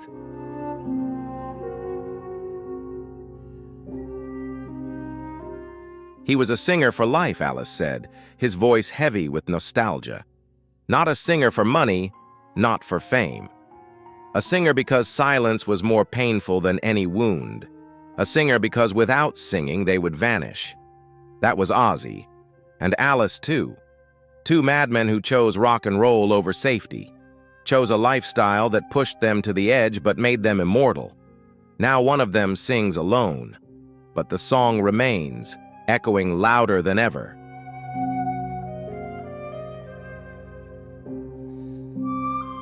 In the moments before Alice steps into the spotlight, there is now a shadow beside him. Not clear, but unmistakable. The echo of a friend who wasn't often present, but was always understood. A person whose absence made the lights dimmer, the music quieter, and the crowd, though still cheering, seemed to lack something.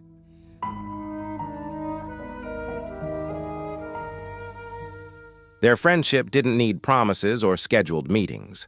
It lived in the glance and the respect in Ozzy's wide grin when he said, "Great to see you again," and in Alice's quiet nod, "Still alive, still singing, still us."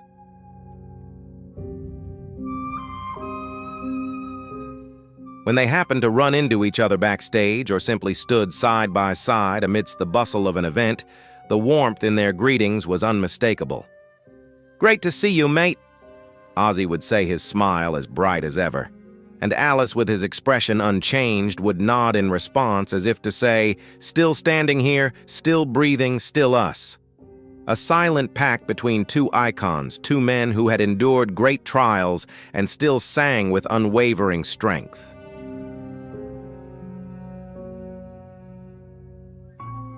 However, now that voice is gone. Their artistic paths often intertwined in unforgettable moments. One of the most memorable was when Ozzy joined Alice on the track "Hey Stupid" in 1991. This wasn't just a song, but a cry from men who had faced addiction, the music industry, and inner battles. Together, they blended their voices, creating a rock anthem filled with urgency and defiance. It was the battle cry of those who had overcome their trials to keep on living. Have you listened to this track? Drop a comment below to share your thoughts on "Hey Stupid" or any other Ozzy or Alice song you love. Don't forget to hit like if this hits you in the feels, and share this video to celebrate the legacy of these two legends. Keep watching for more heartfelt stories.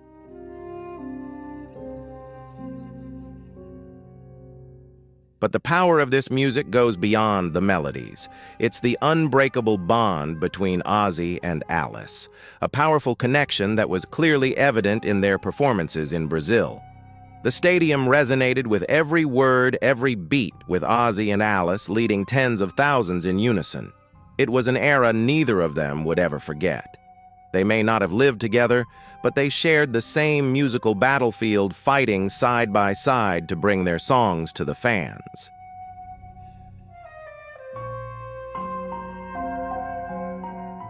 Alice reminisced about the times he and Ozzy swapped drummers, guitarists, even bass players, like trading baseball cards.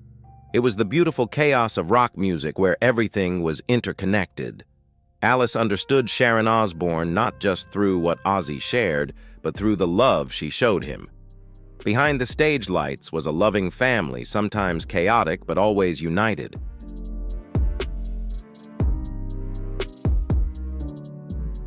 However, now, as everything has settled, there remains a silence that is almost painful. Though they weren't close in the usual sense, Ozzy's loss still hit Alice like a punch to the heart. He was a singer for life, just like me. Alice said, his voice heavy with memories, and those words seemed to say it all.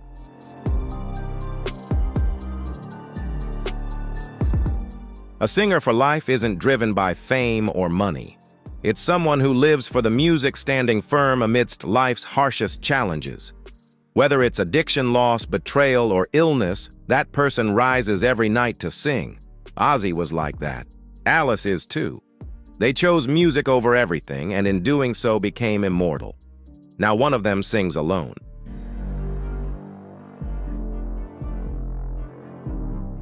In the quiet moments before Alice steps onto the stage, there's a shadow standing beside him. It's the echo of a friend rarely seen but deeply understood. The kind of friend whose absence dims the stage lights, silences the guitar, and makes the crowd feel just a little emptier.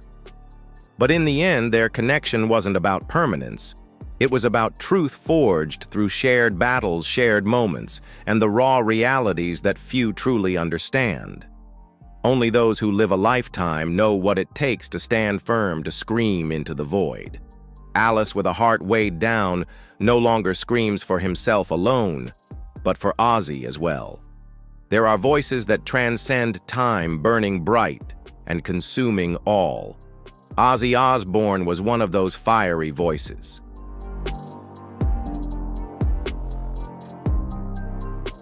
Talking about Ozzy's legacy isn't just recounting milestones.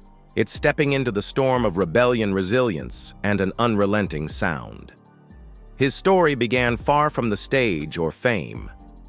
John Michael Osborne, born on December 3, 1948 in Aston, Birmingham, was the fourth child in a poor family living in a working-class town. The boy grew up amidst the noise of industry and the weight of poverty, but in all of that, something wild stirred within him. Music was his only escape. It wasn't polished or beautiful, but raw and gritty, like a scream unheard by the world around him.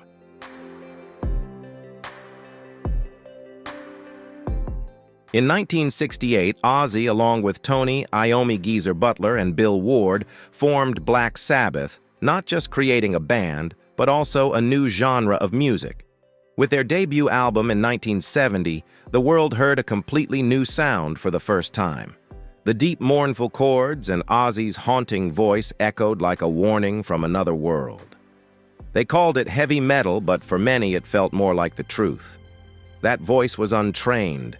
It was born from hardship and challenges, uncompromising and unforgettable.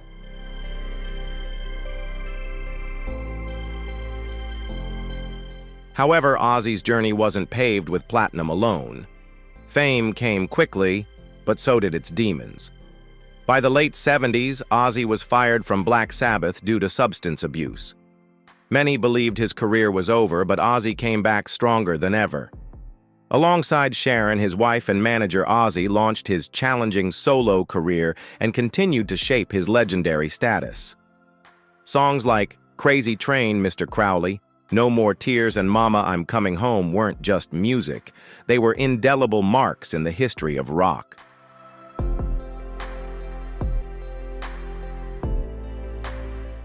Ozzy Osbourne is not just a music legend. He is a symbol of resilience, of relentless battles with himself and the world. A man who chose to live with music, who overcame countless challenges, losses, and pain to continue giving to his fans. And even though Ozzy is no longer here, his legacy and his sound will forever live on in the hearts of music lovers.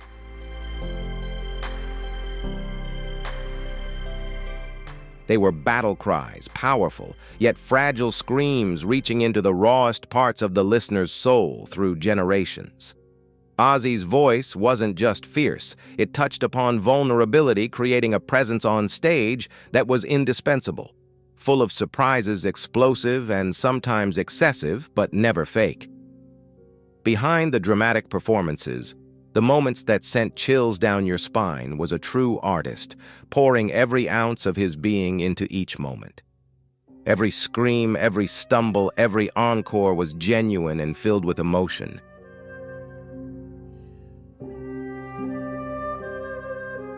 Throughout the 80s and 90s, Ozzy's music became a reflection of those misunderstood and overlooked. He wasn't like the meticulously crafted pop idols, safe and polished. He was real. It was this authenticity that gave Ozzy his sacredness. When the Osbournes aired on MTV in 2002, the world witnessed another side of him. The flawed, humorous, profound, and deeply human man slowly emerged. Ozzy swore, mumbled, loved his dogs, and adored Sharon as if she was his entire world.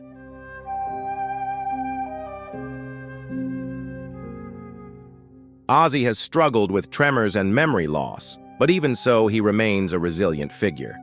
Even in the quiet moments of the show when he fumbled with the remote or mumbled to himself, fans saw reflections of themselves or their aging loved ones still holding on to their identity with unwavering strength despite the passage of time.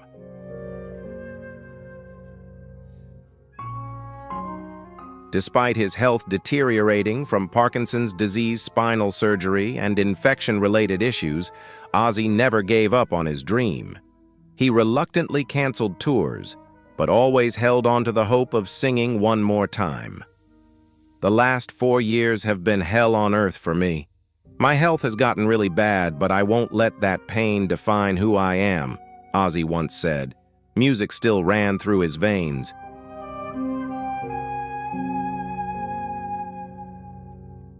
Even though his body betrayed him, Ozzy's performances were not just expressions of music, they were his purpose in life. They were a challenge, a fight against the inevitable with every chorus, every stage light. Ozzy didn't cling to youth or perfection, he clung to the truth of who he was. The scars on his body were like marks of metal, indelible imprints of a life filled with storms. Ozzy didn't shy away from madness. He harnessed it and turned it into strength.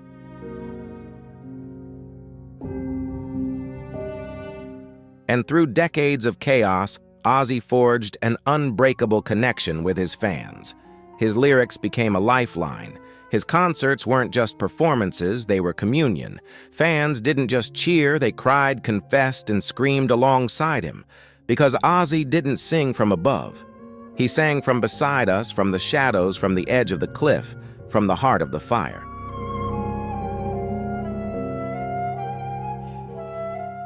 And even in the final days of his life, Ozzy never spoke of regret.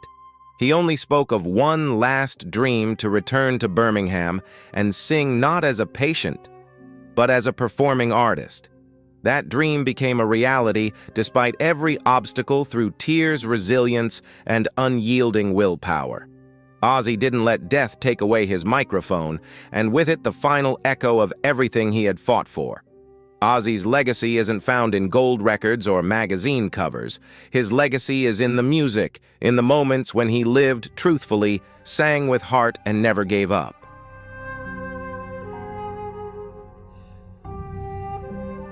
In every scream, the teenager found comfort. In every outcast, they saw themselves through his madness. Ozzy's voice traveled through the darkest corners, reaching the most hidden places in the hearts of listeners. He wasn't just the Prince of Darkness, but a beacon for those lost along the way, a storm that never passed, a fire that never burned out. And though that voice may no longer echo on stage, it lives on in every note Ozzy left behind.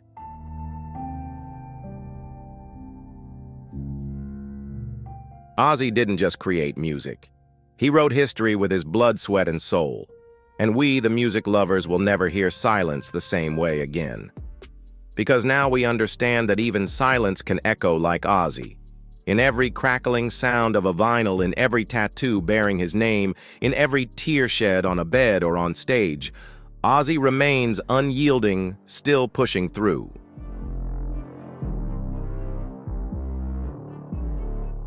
Ozzy's story isn't about perfection, it's about perseverance. It's a journey of overcoming despair to bring forth the hidden light within the distortions of life. When the final curtain falls, it's not a goodbye, but a promise that somewhere in the silence between the stops or in the wail of a guitar at midnight, Ozzy Osbourne is still singing.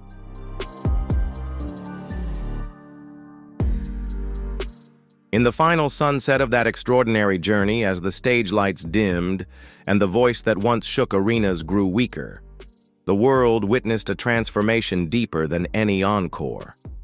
This was not just the final performance of a rock star.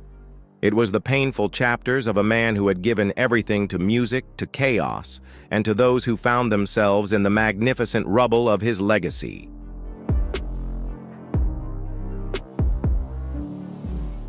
At the age of 70, Ozzy's body was no longer an instrument but a battlefield. Diagnosed with Parkinson's disease in 2003, Ozzy kept his condition a secret for years, silently enduring the torturous pain. He underwent countless spinal surgeries, persistent nerve pain, and backstage collapses that could have brought others to their knees. Yet Ozzy kept showing up, not out of obligation, but because of something purer, a sacred debt to the fans who had always stood by him through every decline, every rise, and every rebirth.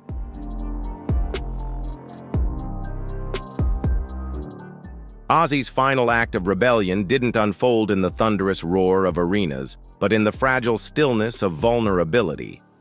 In his final creative phase, Ozzy recorded Patient Number 9, an album born not from ambition, but from desperation. It was a final confession compressed into sound. Every lyric bled like a farewell. Every riff was a heartbeat challenging the silence that surrounded him.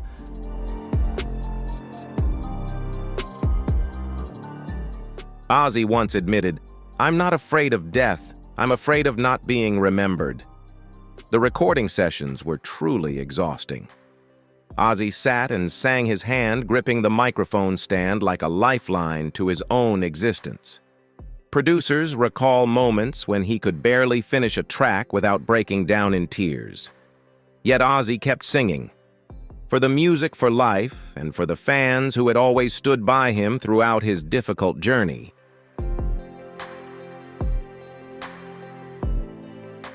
Ozzy never saw music as a job. For him, it was an exorcism, a battle against everything dark, wild, and thoroughly human. Behind closed doors, Ozzy's struggle became even more brutal. Sharon recalls that he often described himself as a ghost in his own body, watching the world spin while he remained motionless. Yet every morning, Ozzy still made an effort to reach for purpose, driven by a memory, a melody, or simply the sound of his children's laughter echoing through the hallways.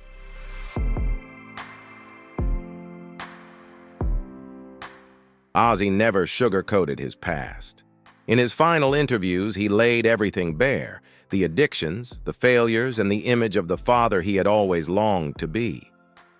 "I wasn't always good," he admitted, "but I always tried to be better." And he kept repeating those words until his body could no longer carry the flame, yet his soul still burned fiercely.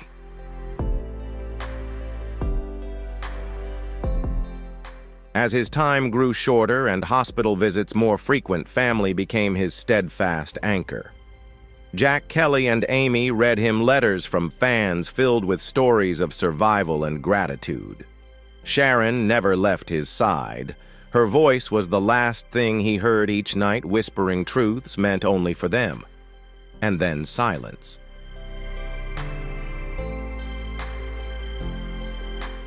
It was a silence no stage could hold. A vast, sacred, eternal silence. When Ozzy Osbourne passed, the world didn't just lose a musician, it lost a force of nature. An unyielding flame that burned through generations, lighting the way for the misfits, the rebels, and the brokenhearted.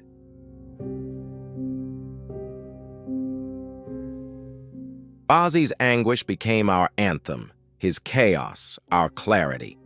Though he may have left in silence, the echo of his life endures. In every searing guitar solo, in every misfit finding themselves in his gravelly lyrics, in every soul daring to rise again, Ozzy lives on. That is his legacy, a deathless roar of an unyielding spirit.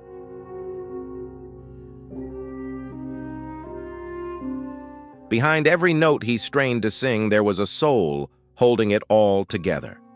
Not on stage, but in the shadows where the fiercest love often resides. Sharon Osborne was more than Ozzy's wife. She was his fortress, his unrelenting heartbeat, the architect of his comebacks, and the only soul who truly understood the weight of his chaos.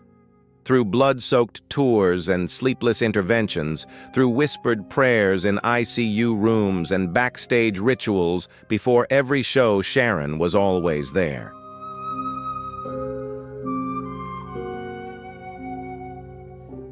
Ozzy was fire and thunder, but Sharon was rock and resolve. Now the stage is hers, and the final curtain call rests in her hands. This time she's not orchestrating a comeback, but a farewell worthy of legend. Sharon hasn't announced it, not to the press, not even to their children, because it's a private goodbye meant for those who walked every step with Ozzy, who lived through his pain and his glory.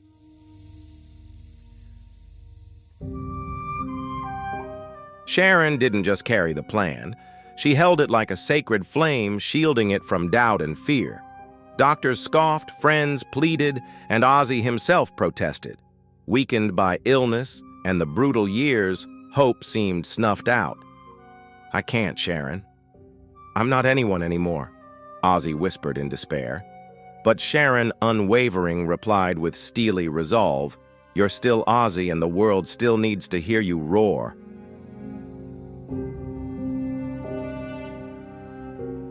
Behind closed doors and in the quiet of night, Sharon began rallying her forces. She coordinated medical procedures, battled countless legal clauses, secured venues, and demanded impossible concessions, all for one immortal night. The cost was more than personal. This wasn't for fame or closure, but to let Ozzy end his story on his terms, not on a stretcher, but before those who'd cheered him across generations.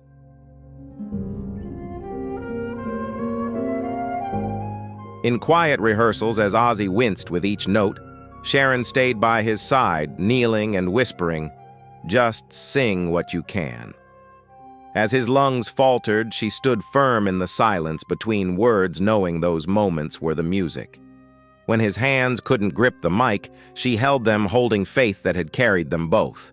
Sharon didn't just manage logistics, she battled time itself. She made midnight calls, rallied musicians indebted to Ozzy, and chose stage lighting that wouldn't dim his fragile eyes.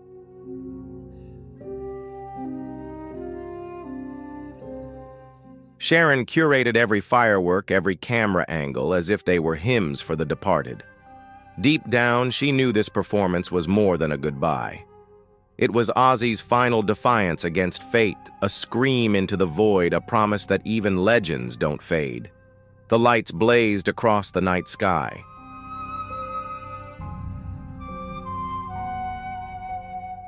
When everything was set, when the final signature was inked and the last note rehearsed, Sharon walked into the living room clutching the concert blueprint.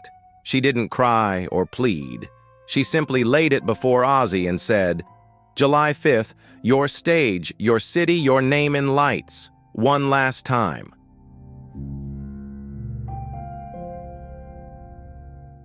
In that moment, Ozzy looked at her, his skin sagging from pain, his breath thin as smoke.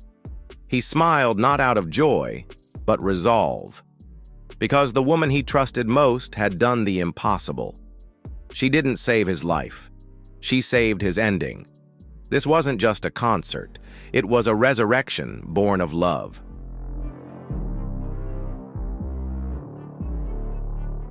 A moment so pure and fierce that the world won't remember how he died, but how she ensured he lived until the final note. As the curtain falls closing, a life forged in fire, rebellion, and relentless sound, were not left in silence, but in echoes. Echoes of a voice that roared from the depths of darkness and pain, transforming into an anthem of hope, survival, and love. Ozzy Osbourne wasn't just a rock star, he was a cultural shift, a sonic earthquake that reshaped the very ground beneath our feet.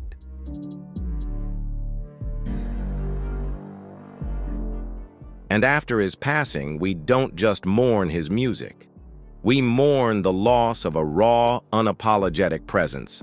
Ozzy came into our lives in a way that gave us all permission to be a little broken, a little loud, and fiercely alive. Alice Cooper's voice, the first to break the silence, didn't come from celebrity obligation. It came from the gut, from a survivor witnessing the departure of a friend, a legend.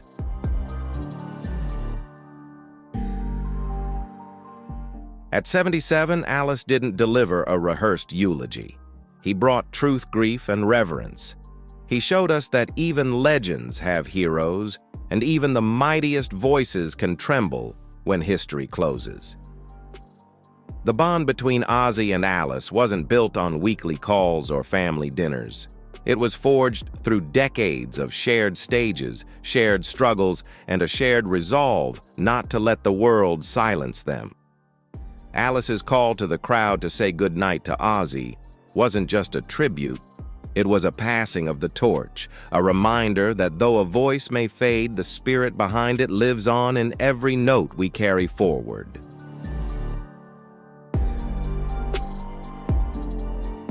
Ozzy's final performance wasn't about grandeur.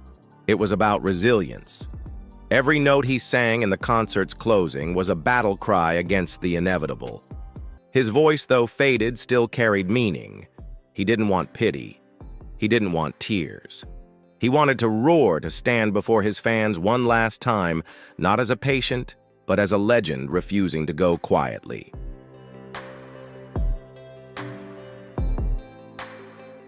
And Sharon, ever the quiet force behind the madness, made it real. She didn't stage a farewell.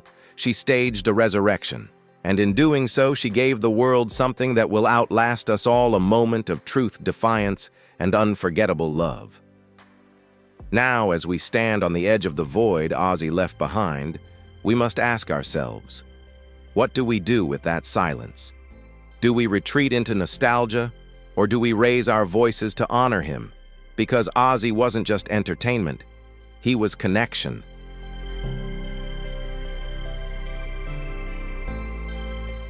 Ozzy brought sanctuary to the strange, the wounded, the misunderstood.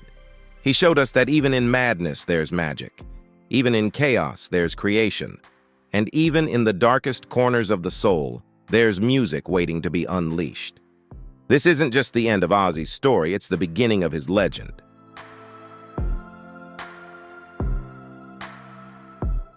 Ozzy's legacy isn't measured in chart rankings or awards, but in the heartbeat of No More Tears, the wild freedom of Crazy Train, the raw confession of Mama, I'm Coming Home.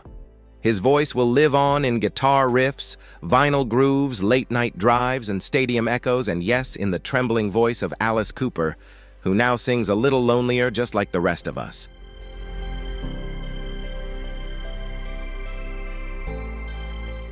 So, if Ozzy ever lit a fire in your soul,